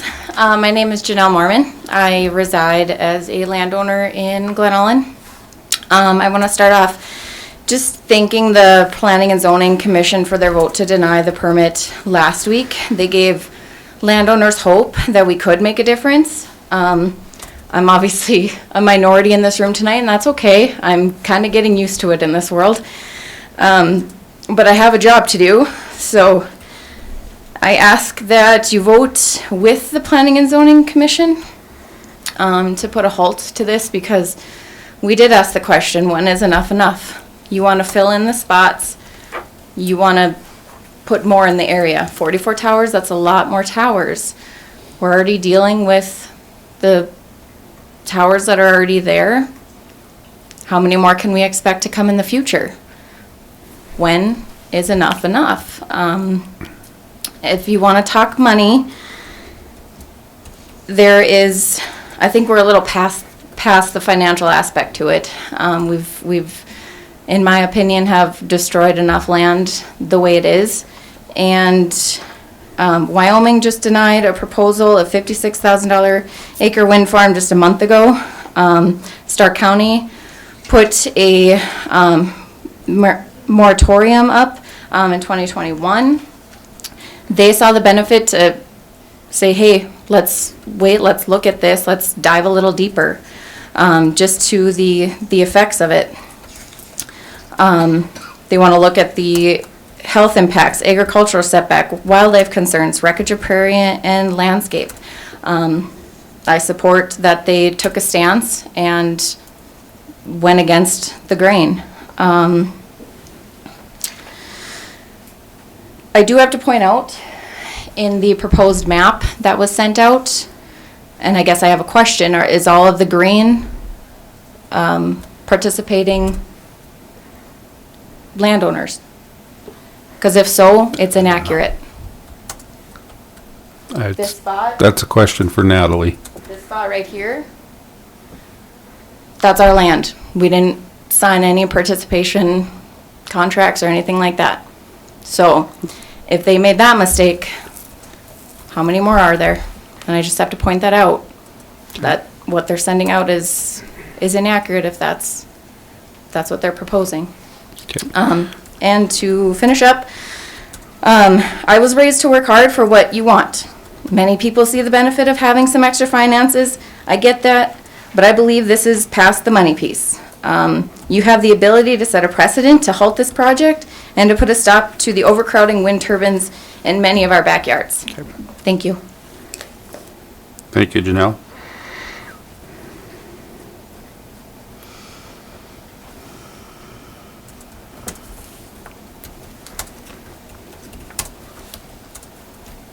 Clay Nagel, International Brotherhood of Electrical Workers. So we represent electricians and linemen in electrical construction on the western half of the state.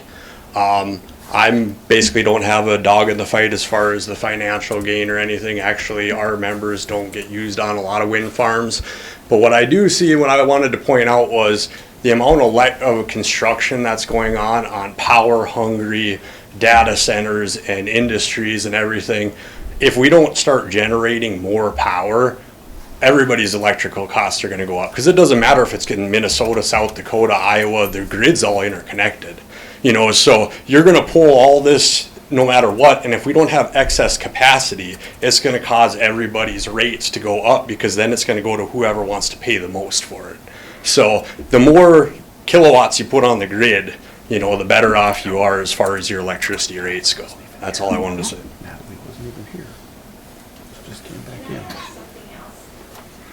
No, you have to wait. You have to wait till everybody's done. The chairman will. Yep. No, you're okay. Give everybody a chance to speak first. Anyone else that would like to speak? And then, yeah, we have online yet too that we want to check, so.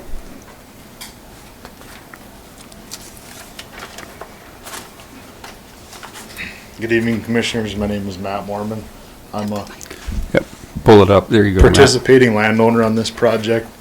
Also, my family is a cow-calf operation, as well as I'm been on the local fire department for 11 years in Glen Ellen, and I just want to express our support. The Elite Clean Energy, Minnesota Power, and Elite Renewable Resources has donated $12,000 to our local fire department in the last 2 years. That helps us keep our community safe, and I think it's just good for the young people to be open-minded to infrastructure projects and help, you know, revenue to keep our small towns thriving. Thank you. Thank you, Matt.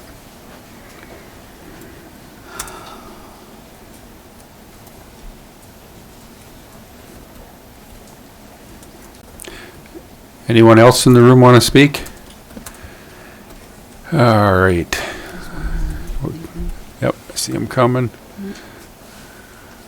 Good evening, Commission. My name is Bob Hoff. I landowner butting up on the south side of this project. Not much I can say that hasn't been said already, except the inefficiency. The wind doesn't always blow, and they're talking these AI generate. They need so much energy. Why not use something that is like coal, natural gas, nuclear, that is dependable, that is 24/7, 365, and it's less expensive, this stuff. So anybody that actually pays an electric bill should be against it, because wind tower is more expensive because they can't be done without subsidies, and they're not running all the time. That's all I can say right now. Thank you, Bob.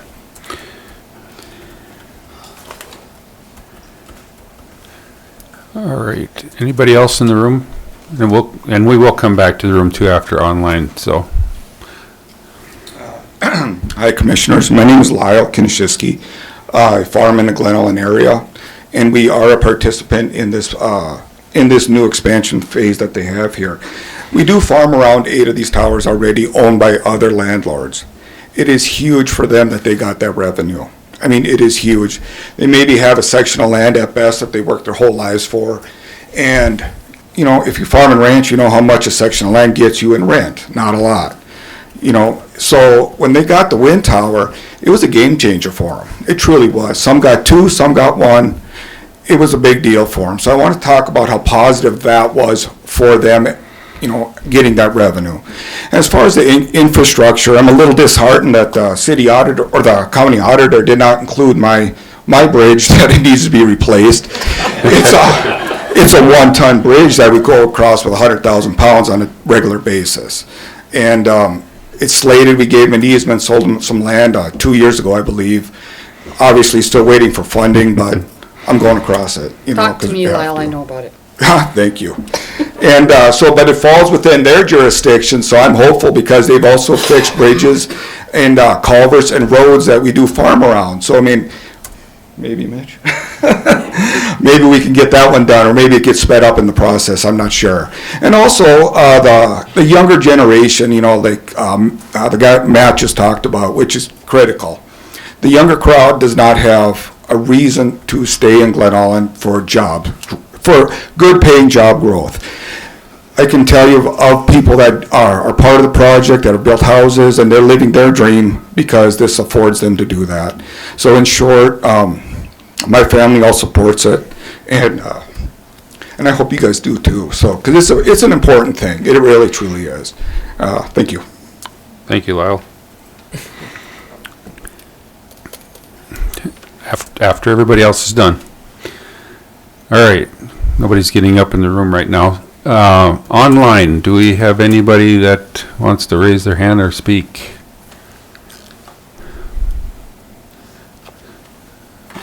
Only see a couple that are unmuted, so have to unmute yourself if you want to speak up. Anybody online?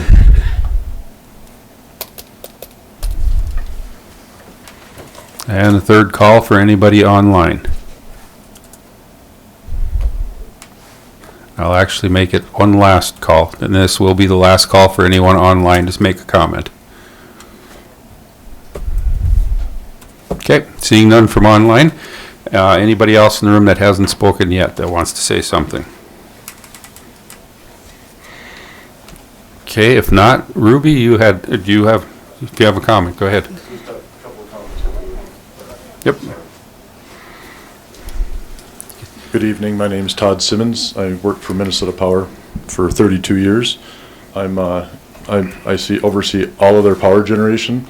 So that's coal, biomass, hydro, wind. We got a little bit of solar, and a peaking plant, a gas plant. So in 30 some years, we run it all. I would compare this the most to hydro. Hydro doesn't always have water to run, but over a long haul, it is efficient. I'm conservative. You may not believe that. I've never voted Democrat in my life. Ask anyone at my company. That doesn't mean I'm an operator. We operate all of it, and we try to do it efficiently. I'm probably not going to change anybody's heart or mind about a wind tower. But that said, we do put our money where our mouth is. We pay our taxes. We try to hire local as much as we can. We can't always control, what the demand is. We try to come into communities and participate and be a good neighbor, a good business neighbor. We don't buy our way in here. We try to give a fair rate. We try to take care of our customers out of this state. And I understand that electrons from power, in wind is going to travel to Minnesota. We bought a lot of coal that goes across those same lines from other states as well. And I'm not judging it. We buy power from Canada. We buy power from North Dakota. We build in North Dakota where the infrastructure is. But I would, to the gentleman who asked, do you get paid even if it's not running? The short answer is yes, you do. As far as, does it go to Minneapolis? It doesn't. It goes to northeastern Minnesota. It goes to Park Rapids. It goes to Duluth. It goes to the what we call the Arrowhead region. That is our service territory.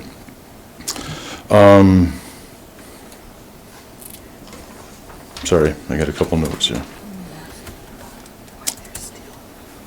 I think I'll just leave it there. I'm in support, but he's up there. While you're there, Yeah. because there was the question that was asked is why are some not always spinning?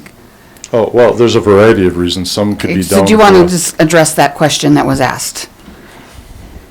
Where's Ben?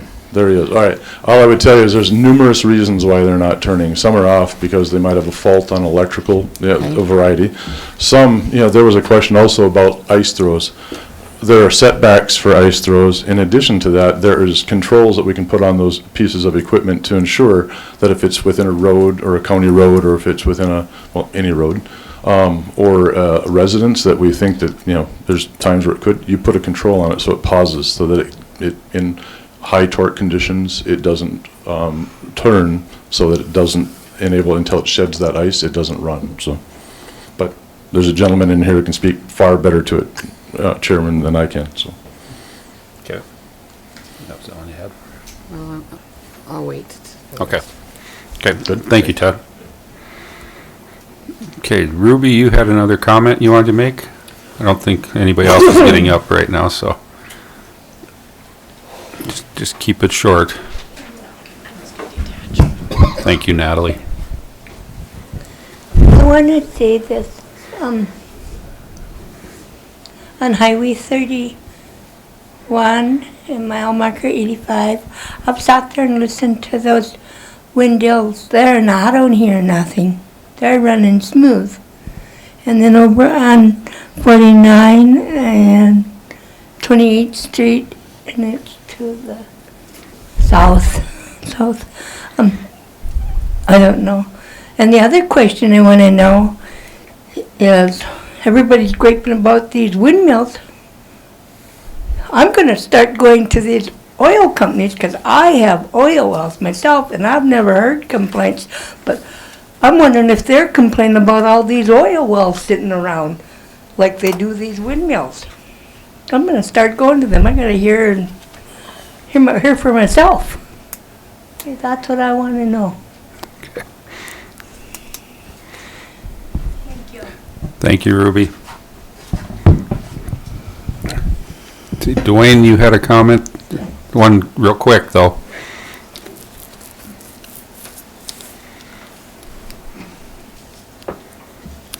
These young people that I heard a little while ago that are building houses, how many of them are building them underneath the towers?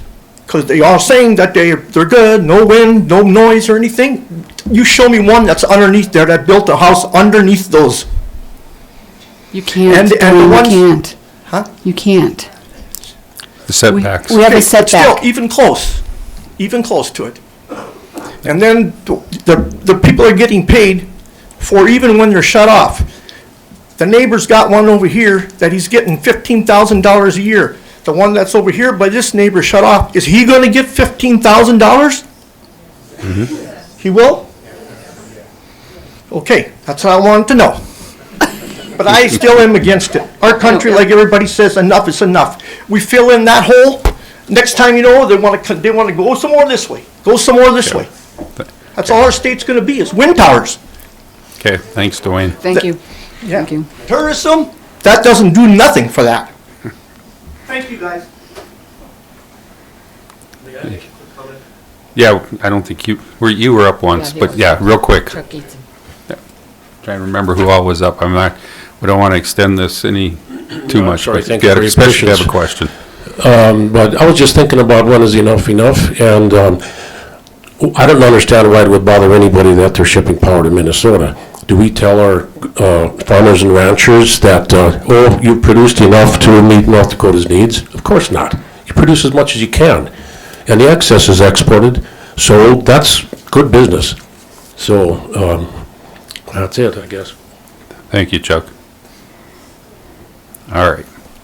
Anybody else have a new comment?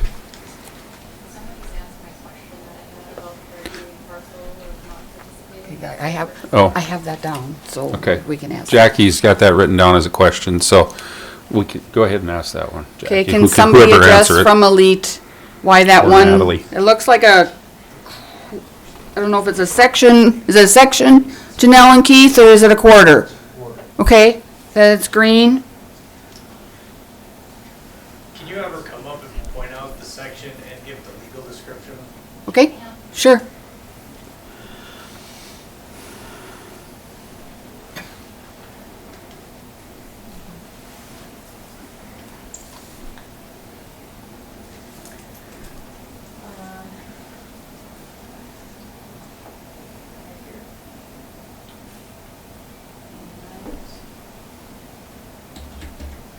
I had the legal up. That's on the outside.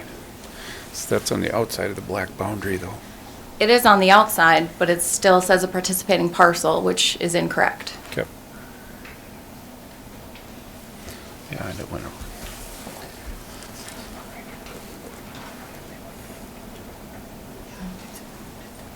I may have lost Shouldn't that. be green. Yeah, it shouldn't be green. It just shouldn't be green, is the only thing. And that's why I bring up if that's stated there. Is there anything else inaccurate on there? Because there's some area down here that's green also. Yeah.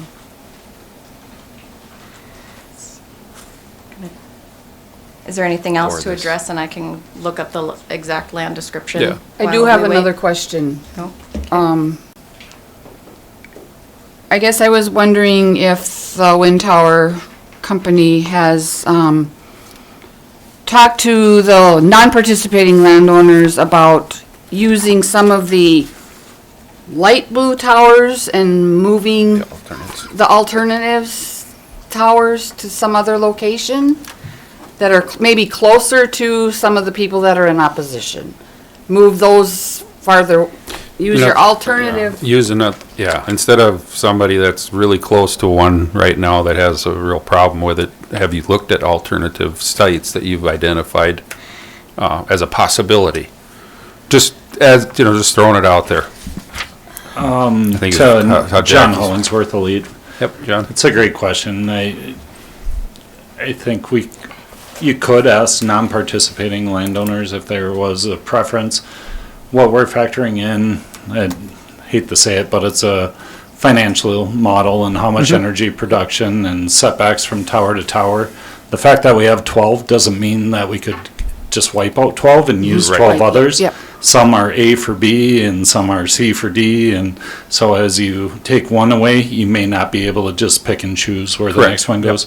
Okay. And then we hold them, as Natalie hit the nail on the head there, is if there's geotechnical, the soil is not stable enough, if there's any kind of wetland, wildlife concern that pops up along the way, we keep those in reserve so we can reserve, okay. switch. So Native. as much as we'd love to just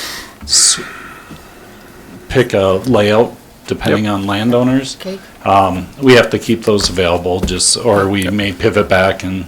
Yep. Thank you for the answer. Yep, That's that's what we just- wanted to know. Find your land description there. yes, the land description is the southwest quarter of section 21, township 140, range 88. And it appears that there's some close lying symbols to the adjacent land that isn't participating. So would those items be moved to the proper distance?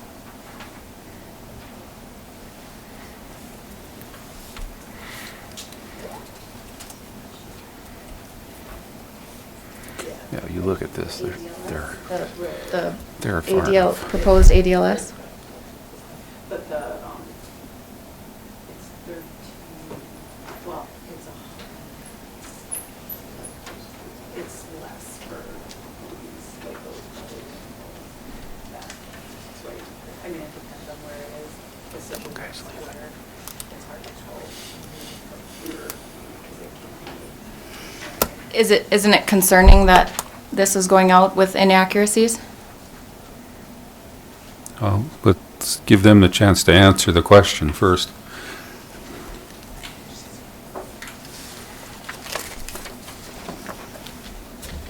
Yeah, I can speak to it. I'll speak to the first half of the question, then I'll answer the second half. So asking about, I guess you could say, the triangles that are the turbine locations. So we have the setback, as you're well aware, 1.5 times tip height.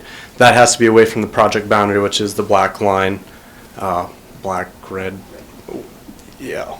It's red. Red line, red looks black, and that parcel, I can't speak to why it's green, but it is outside the project boundary. And the same would be Mitchell, the ones down below, Correct, those are outside of the project boundary, so when we plan. even if they're green. They're outside of the project boundary. Okay. Yep, so the red line is the project boundary, and that's Okay. how we identify setbacks. We have to stay to your standards, 1.5 times tip height, away from the project boundary. Okay.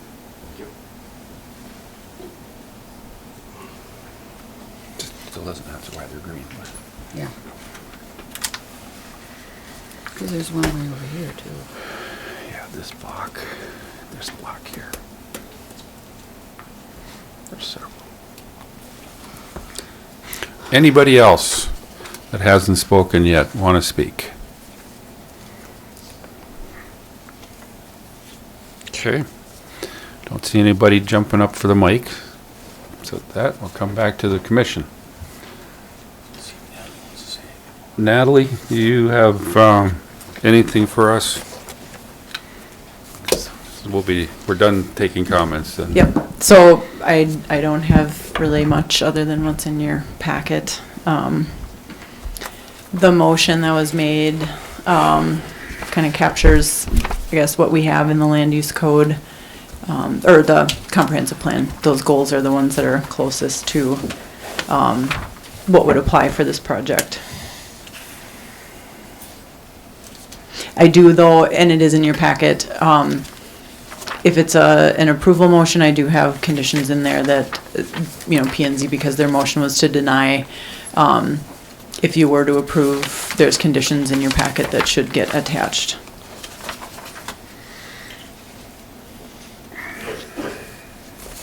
Natalie, do you have the motion that was made at planning and zoning? It's in your packet. So like the summary, the first 3 pages of your P&Z stuff. Okay, I gotta look here and Yeah. probably got things messed up.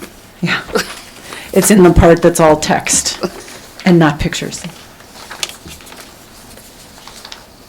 And I do have it if you want me to read it. It's right here. And essentially, it doesn't become official till planning and zoning approves the minutes, but this is what I would put in the minutes for P&Z to review and determine if that was the motion.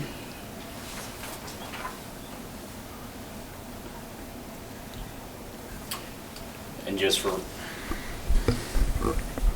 reference sake, you're referring to the second paragraph under subsection B. Yes. Okay.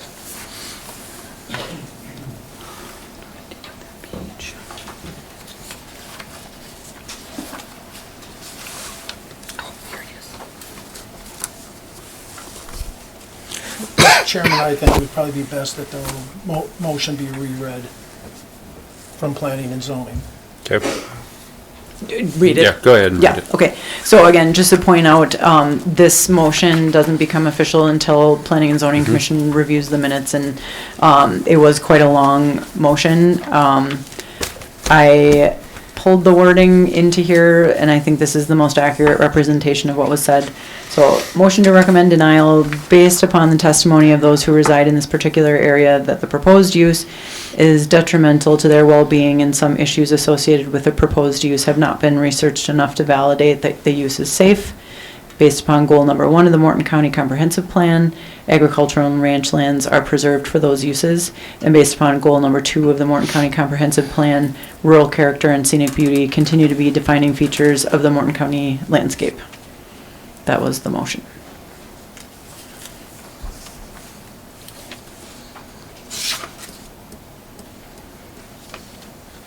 Mr. Chairman, if I may, Yes, sir. Go ahead. there was, the whole motion to deny a planning and zoning was based on the 2045 comprehensive plan. Goal number 1, agricultural and ranch lands are preserved for those uses. And then that was talked about at length. But what was not talked about was the policies and objectives of that goal. So the heading was debated, but the rest of that goal was not brought up at all. So what is the objectives and policies of goal number 1? And that has to do with residential development in ag area, basically to limit urban sprawl into ag areas. And then, some of the highlights: development occurs within appropriate designated areas, which are identified in this plan as growth priority areas. Long-form residential subdivisions should develop within the growth priority areas. In any area of the county where the future land use category is agricultural, the county should seek to limit residential density. This is not residential density. It might be industrial, but goal number 1 has to do with residential density that can start to impact agricultural rights. Goal number 2 of the 2045 comprehensive plan, and I have to do everything old school because we don't have the computer up and working. Goal number 2, rural character and scenic beauty continues to be defining features of the Morton County landscape. And this was talked about and visited upon a lot. But again, the objectives and policies also listed in the 2045 comprehensive plan to support goal number 2 were never debated at planning and zoning. So what are the objectives and the policies of goal number 2? And it has to do with viewshed of the natural landscape from Fort Abraham Lincoln State Park and the North Dakota Veterans Cemetery. Development that occurs along community gateways and key corridors contributes to the aesthetic quality of the community.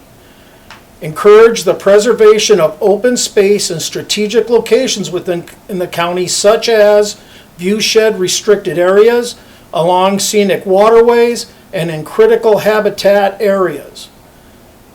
This project is not along a scenic waterway, it is not in a restricted viewshed, and there was no identifying items such as wildlife refuges. Thank you. In critical habitat areas. There was, what there was just the heading of the goal, but not the meat of the goal that was debated. So I think the refusal or the denial at planning and zoning is an error. And base it on goal number 1 and goal number 2 of the 2045 comprehensive plan is never going to withstand a challenge. Because what is it? Residential density and view sheds along scenic areas, Fort Lincoln State Park, and the North Dakota Veterans Cemetery. None of that applies to this project.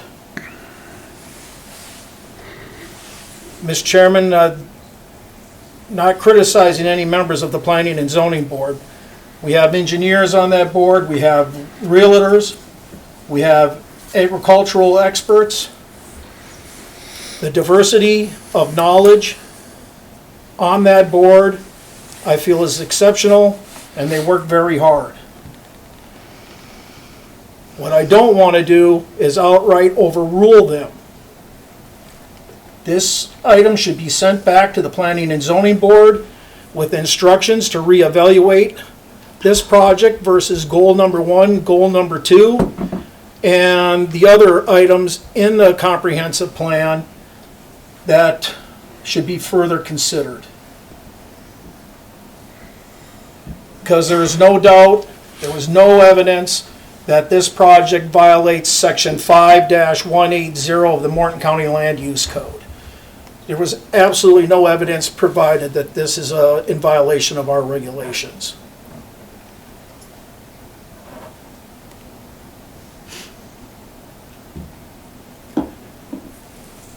I want to send it back.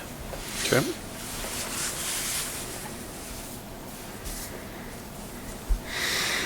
Commissioner Zachmeyer, is that a motion? I can make one, it's going to be lengthy. So what else is new? I'm not making fun of you, Andy. I know. The facts. But, well, I'll let you make your motion. Okay. Mr. Chairman, I would move to return the request from Minnesota Power for a special use permit for a wind energy conversion facility known as the Longspur Wind Project on approximately 26,000 acres in sections 13, 14, 24, Township 140 North, Range 89 West, in sections 1 through 4, 9 through 26, 28 through 33, and section 36, Township 140 North, Range 88 West. Sections 1, 4, and 5, Township 139 North, Range 88 West. Sections 5, 8, 17 through 20, 28 through 34, Township 140 North, Range 87 West. Sections 4 through 6, and Section 9, Township 139 North, Range 87 West.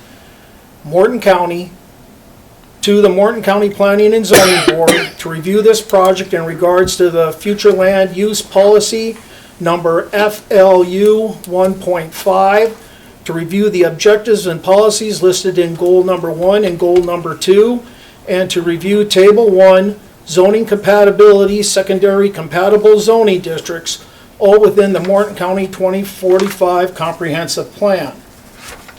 And review this project in regards to section 5-180 of the Morton County Land Use Code. The Morton County Planning and Zoning Board is also requested to review the Longspur, my computer rolled forward on my motion, sorry.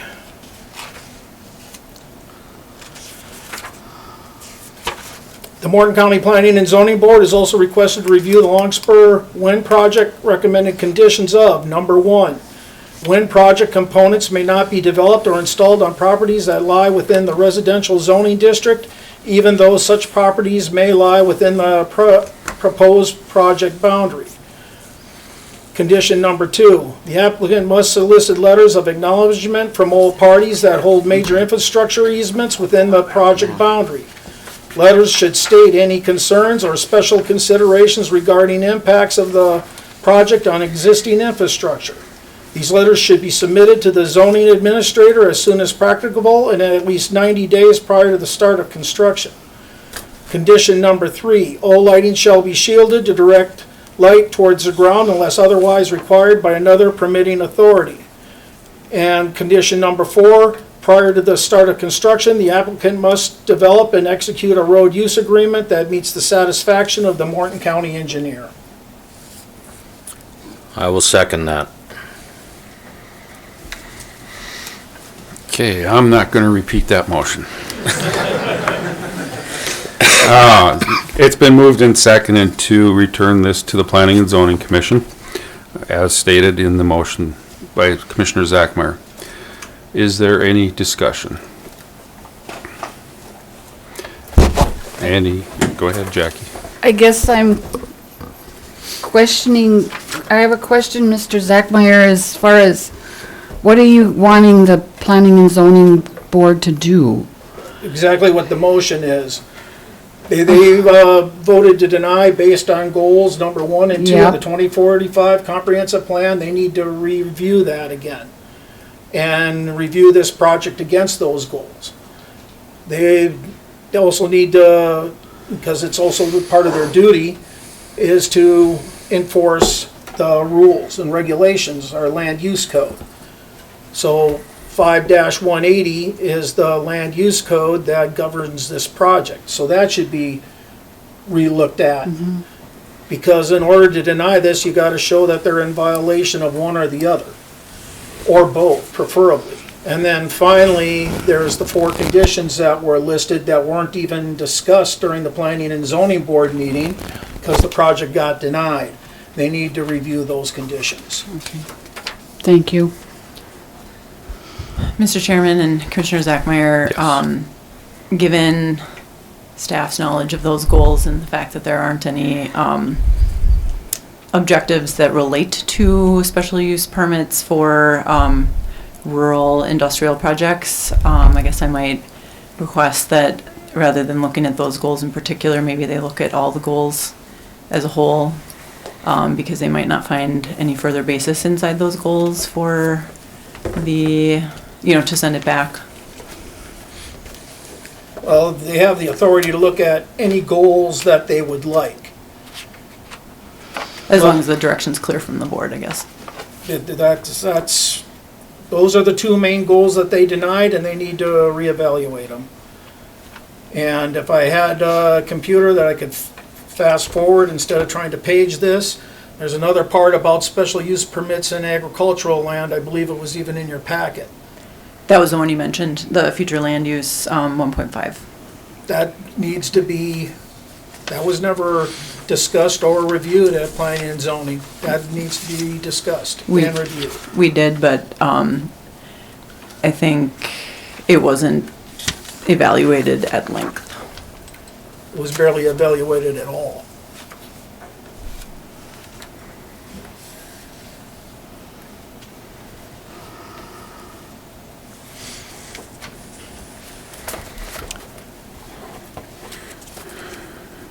Any other comments or questions?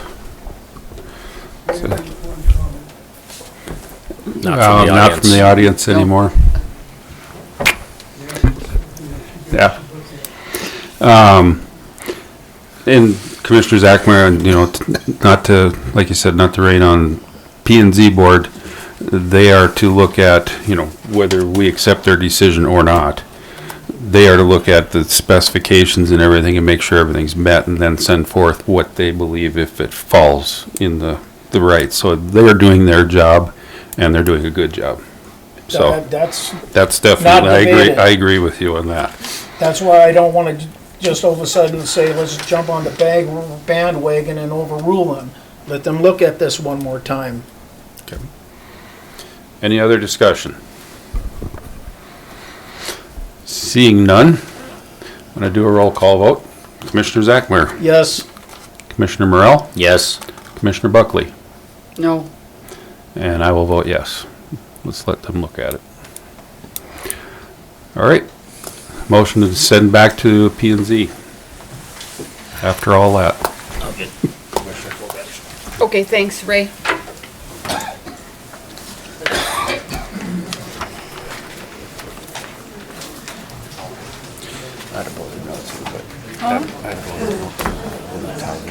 I know.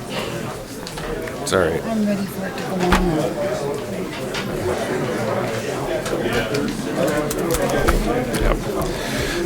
Give them a minute to clear the room. Yeah, they can't just get out of here that fast. Yeah. Just give them a minute. Okay. Yes. Absolutely. Mitchell, thank you. And then if you can ask people to go. Yeah, We got one give them minute. one. Give them a minute. Give them about 10 seconds, Natalie. It'll be cleared. You can return now. I can return now. Did you get a good nap, Paul? Did you get a good nap? Oh, yeah, my nap. Send it back to P&Z. Folks, we still have a meeting to finish yet, so if you want to move on to the hallway. They're online. It's all online. Yep. No, it's just like, that's what I said. P&Z did their job. What they have. They did their job. We don't have to agree with them. They're a board. Very civil. Very civil. This will say here, this is what it is. I want to know a little bit more about it. Natalie, I will have one comment on the solar. Okay. That's a right thing. It was, I kind of felt that was going to come. We talked afterwards too, but I kind of felt that was going to come because we really don't hold. You get hung? Nah. If you did Nah. listen to They should all show up at the next meeting. Yeah, I watch all the time. All right, just continue to move out so that we can continue our meeting unless you're staying. You are welcome to stay. Yep, you can stay. Anybody can stay and listen. Numerous times. Conversations can be moved to the hall would be great. Boy, am I glad there's some hot tamales. Yep. That's I definitely would support sending it back. There's all my comments. So our next item is, recommendation from Planning and Zoning Commission to adopt a land use code amendment for section 5-400, solar energy conversion facility. I guess highlights would be, we are only looking at, utility scale solar, in the interest of getting this done in a timely fashion. We're not looking at, residential or, small community scale solar, just utility scale solar. We do set a limit on maximum percent of prime ag land that could be used on a project, and also a ceiling for prime ag land for the county in general. So that's on page 1, B1A. We lay out application materials, site plan, what's required, fee for review, for glare analysis, potentially for a stormwater management plan review. We have a lot in here about weed maintenance. It's on page 7. Our weed officer did review this and said he thought it was fine, or he made a couple changes. We have noise standards on page 6. We have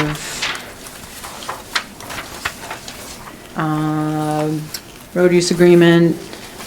We would expect that, reclamation, and then duration of the validity of the project. This actually is something I feel like eventually we should go back and fix the DAC.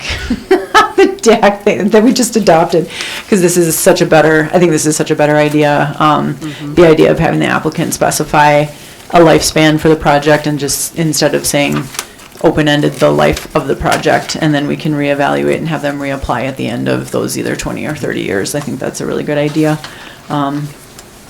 Came from our subcommittee, small but mighty subcommittee for this item.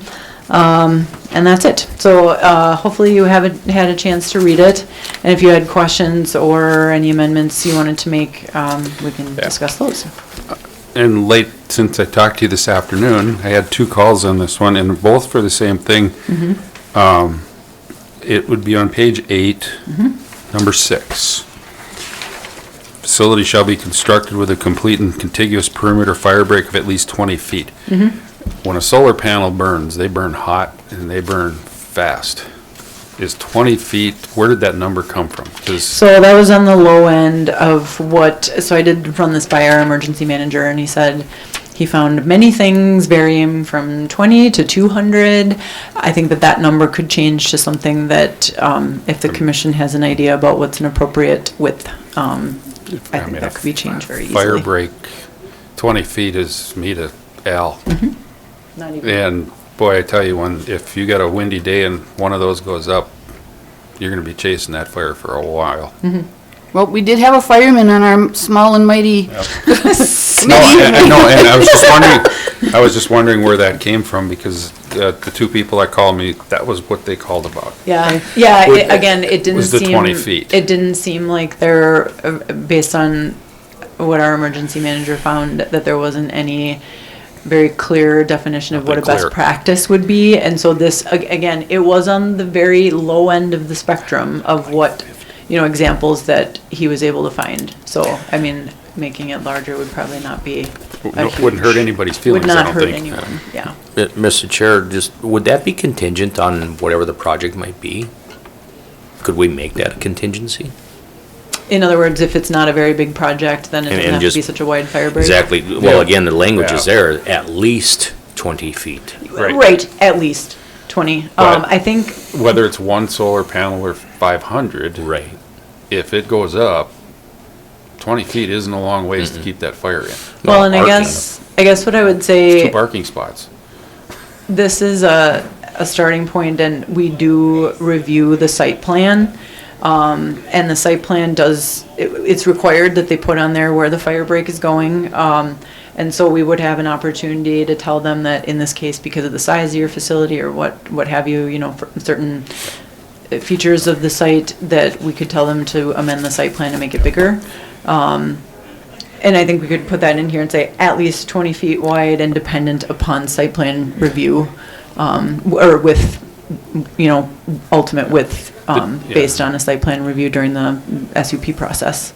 And I like that based on the site plan, but I think it, my mind and the two gentlemen I spoke with, both would like 50 feet, plus the dependent on the, just gives you a little bit more gap Sure. in there on brush.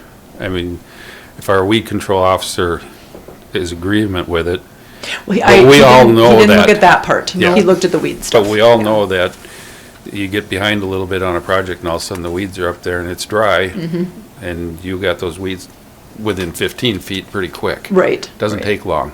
Yeah.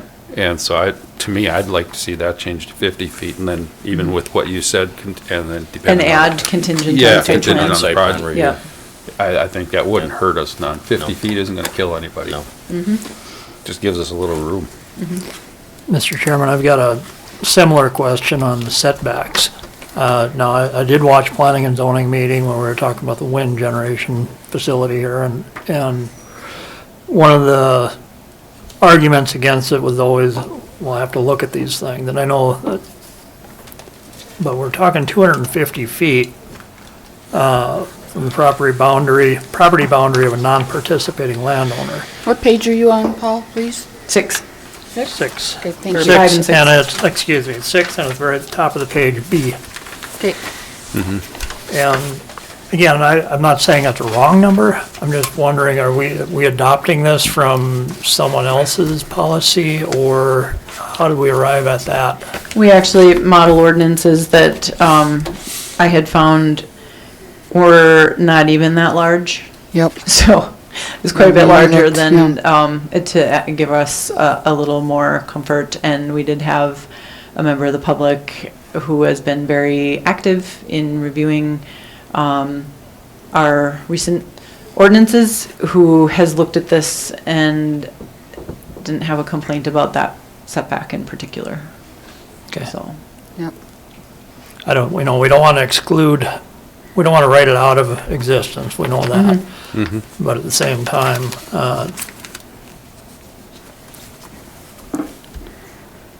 And certainly the setback is farther from an occupied residence, it's double that. So that's just, the 250 is from the property boundary. okay. And then considering if we change it, they're gonna need a 50-foot fire break, maybe that gives some extra comfort, I guess.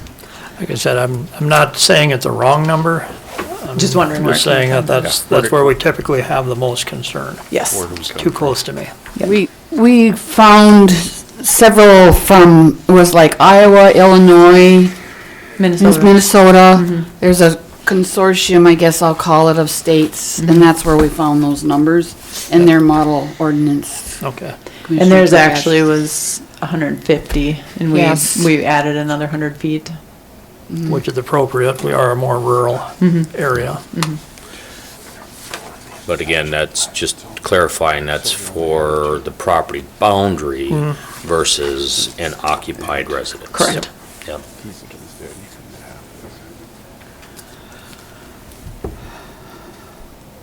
So do you want to adopt this tonight, or do you want to change that, or can we adopt it with that?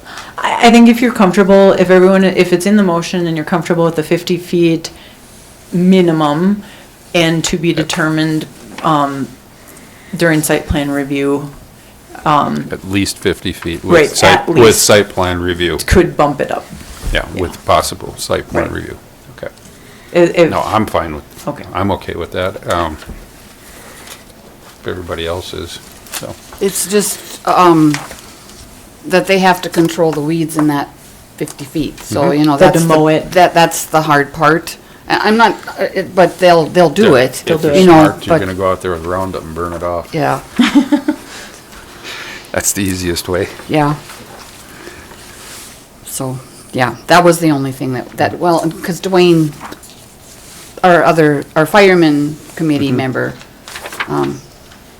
he'll be fine with that too. I think he'd be fine. Yeah, I think he'll be okay with that, don't you, Natalie? Yeah, we changed it, that, vegetation free was one of the options, and we changed that because, then you're probably just gonna get weeds to grow, and instead it's like, just mow it. you know, which is gonna be easier. So that was what we came to after his input. Perfect. Okay. Any other comments or questions, suggestions on this? Okay, Are you ready for a I'm ready motion? for a motion. Mr. Chairman, I would move that we accept and approve Section 5-400 Solar Energy Conversion Facility, Approve the land use code. in addition to the Morton County Land Use Code. Is that okay, Natalie, or what do I have to? With With the I changes. just went like this. On subsection I I, wasn't reading there. subsection J. I, point one, J. point J. Sorry. Oh, well, yep, that is J. Subsection J. Should I reread her motion? Well, I'm just adding to Okay, I don't have it. Jackie's. Yeah. Subsection J, point 6. Yep. Redefining the parameter for fire break to be at least 50 feet wide and contingent upon site plan review. Thank you, Commissioner Morrell. Now I'm 1-200. confused. I second that. Motion by committee. Okay. Sometimes that happens. Robert's rules just went out the window. Sorry, Nope. Mr. It's been Chairman. moved to adopt Land Use Code Amendment, Section 5-400 Solar Energy Generational Facility with the change to Section J, number 6, to at least 50 feet wide and dependent on site plan review. Good enough, guys? All right. It's been moved and seconded. Is there any discussion? Any discussion? Any discussion? All those in favor say aye. Aye. All those opposed? Motion carries. Well, Natalie, you're done. Excellent. That means you guys are too, oh, no. Darn. No, we still have a public comment period. Then I don't have to turn the mic off. Good. No. All right. Thank you, Commissioners and Auditor. Thank you, Morrell. Natalie. Is there anybody else on? Well, let's open that up. Yeah, we're not to that yet. Please, Dawn, thank you, Natalie. we have the flower box. That's, you guys want to talk about it, so. That's us. She's dumping it on us real quick. Mr. Chairman, the rubber baffle or liner in the flower planter on the west side of the social service wing of the courthouse is deteriorated and no longer really serviceable. So there's three choices on how to deal with that flower bed or that flower planter. One would be get it repaired, and you know, we're coming out of the county budget somewhere. Two would be to include it in the veterans wall, veterans project somehow. Or three, abandon it, plug it, and be done with it. So could one of your options, you kind of got partway there, be included with the veterans wall, but with some county funding for that piece of And it? Commissioner Zachmeyer and I did talk about that a little bit too. I definitely would not be opposed to it because that would help make it part of the overall greater scheme, which might still be plugging it off and doing something cosmetic with it. That's what, I'd have no problem putting that to the committee that's studying that board. But so we gotta do something, it can't stay that way. Because we've already Been that way addressed, for a while. we've already addressed the fact that we have to give the northwest corner of the courthouse grounds some consideration for hardening. And that's already been part of our dialogue. Yep. Another, I'm gonna bring up another issue. Jake asked me to look at the amber maple that's on the northwest corner, and it's deteriorating. It's losing bark, and so I had Joe Zalesnik, our extension forester, look at it, because Jake asked me to do this, Tell him and to quit so running it's into gonna it. have to, huh? Tell them to quit running into it. He said that, Joe said that it's probably gonna have to be removed, so we'll see, we can kinda watch it. But amber maples have a tendency for that. Yes. They have a lifespan. Yes. Yeah. And you know, there, and I don't know if you guys realize is that there was a plaque there. It was a pioneer tree. No, it was not. Centennial. That one is gone. That was the birch. Oh. And so that one is gone already, that plaque says, because I looked at it. Okay. And so the birch is gone, has been gone So maybe we need to plant another over birch. 10 years. They've So, been here since I've been here. Yeah. 15 plus then. yeah, I know it's over 10, because I'm gonna be retired This one comes out, 9 plant another years, birch. so probably 15, yeah.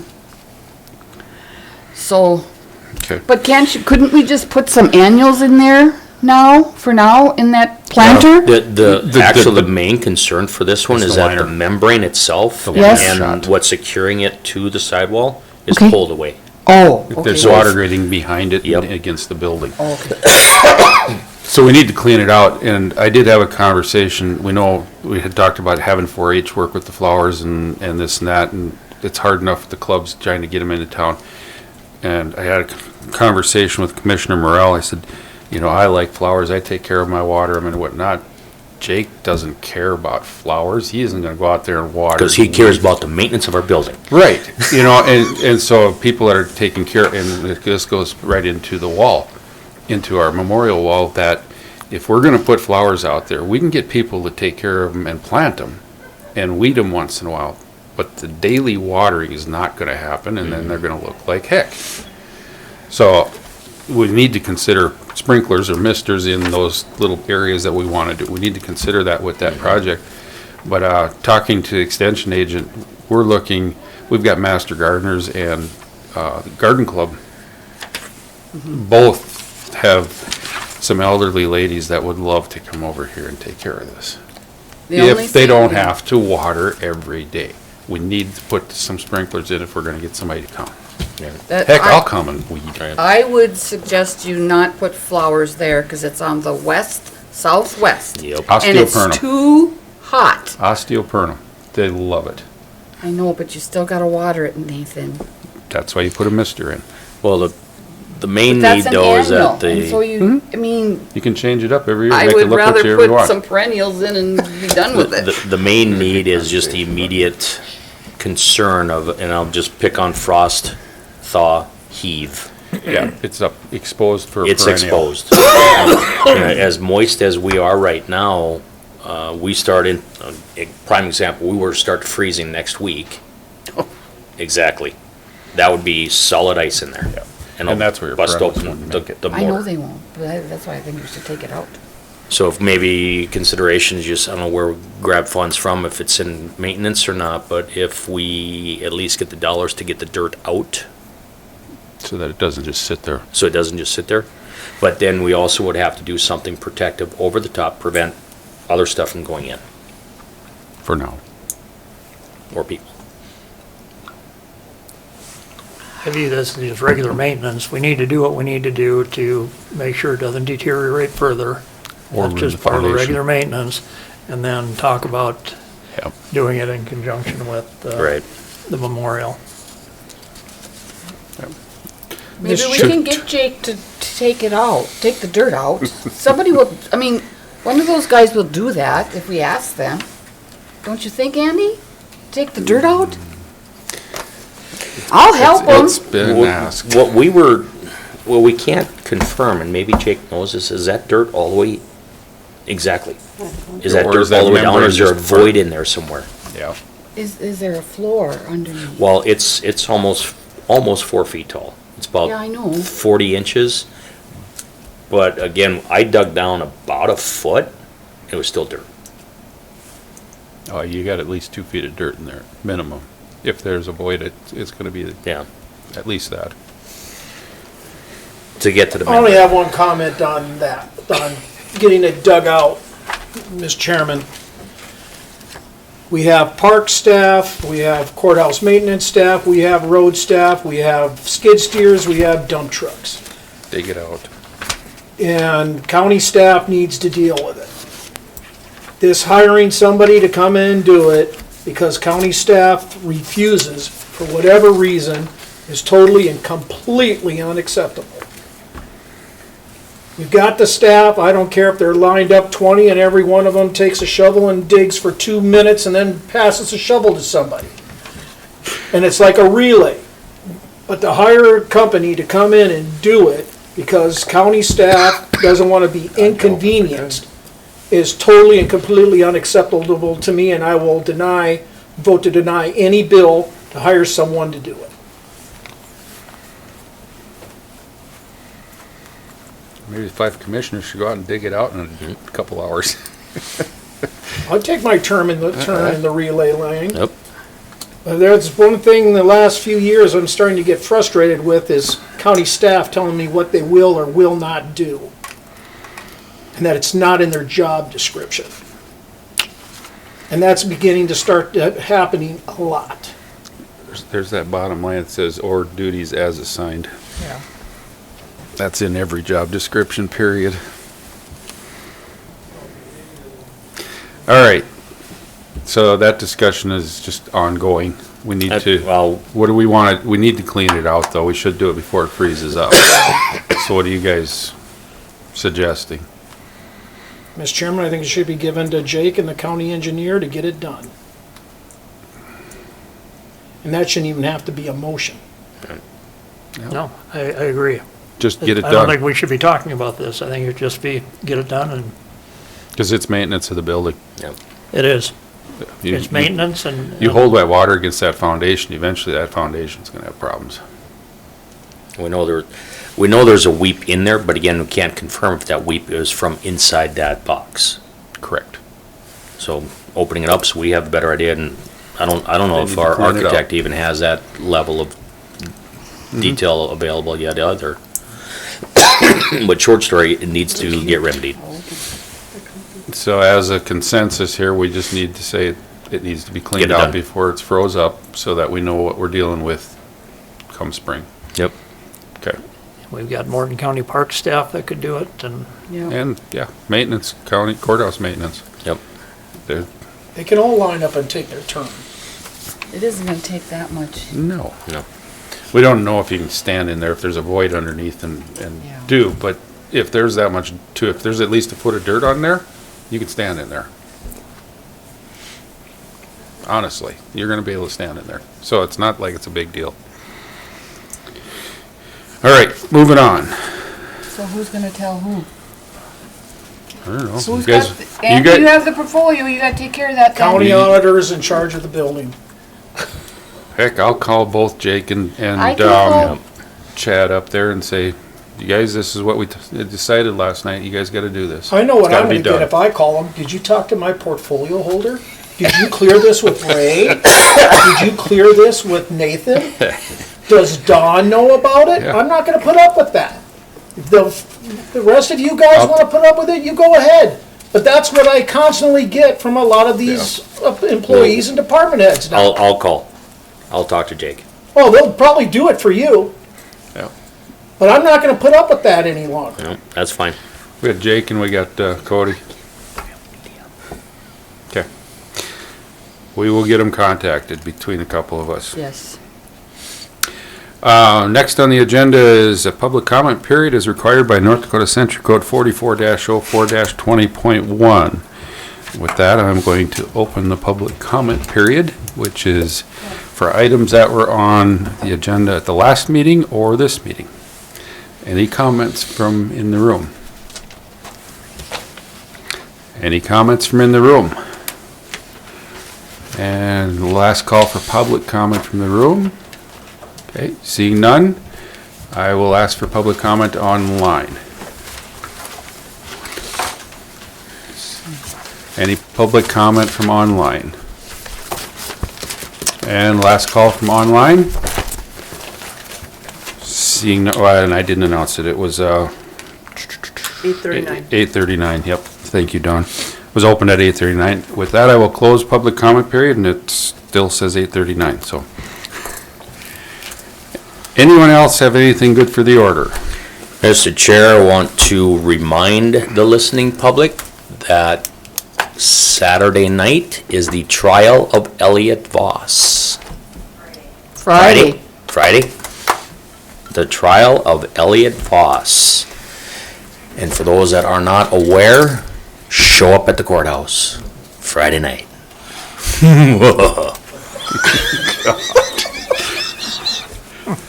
Can we cut that out? It's actually a fundraiser that was brought out by a couple of our county sheriff deputies to support a local family whose child is sick with cancer.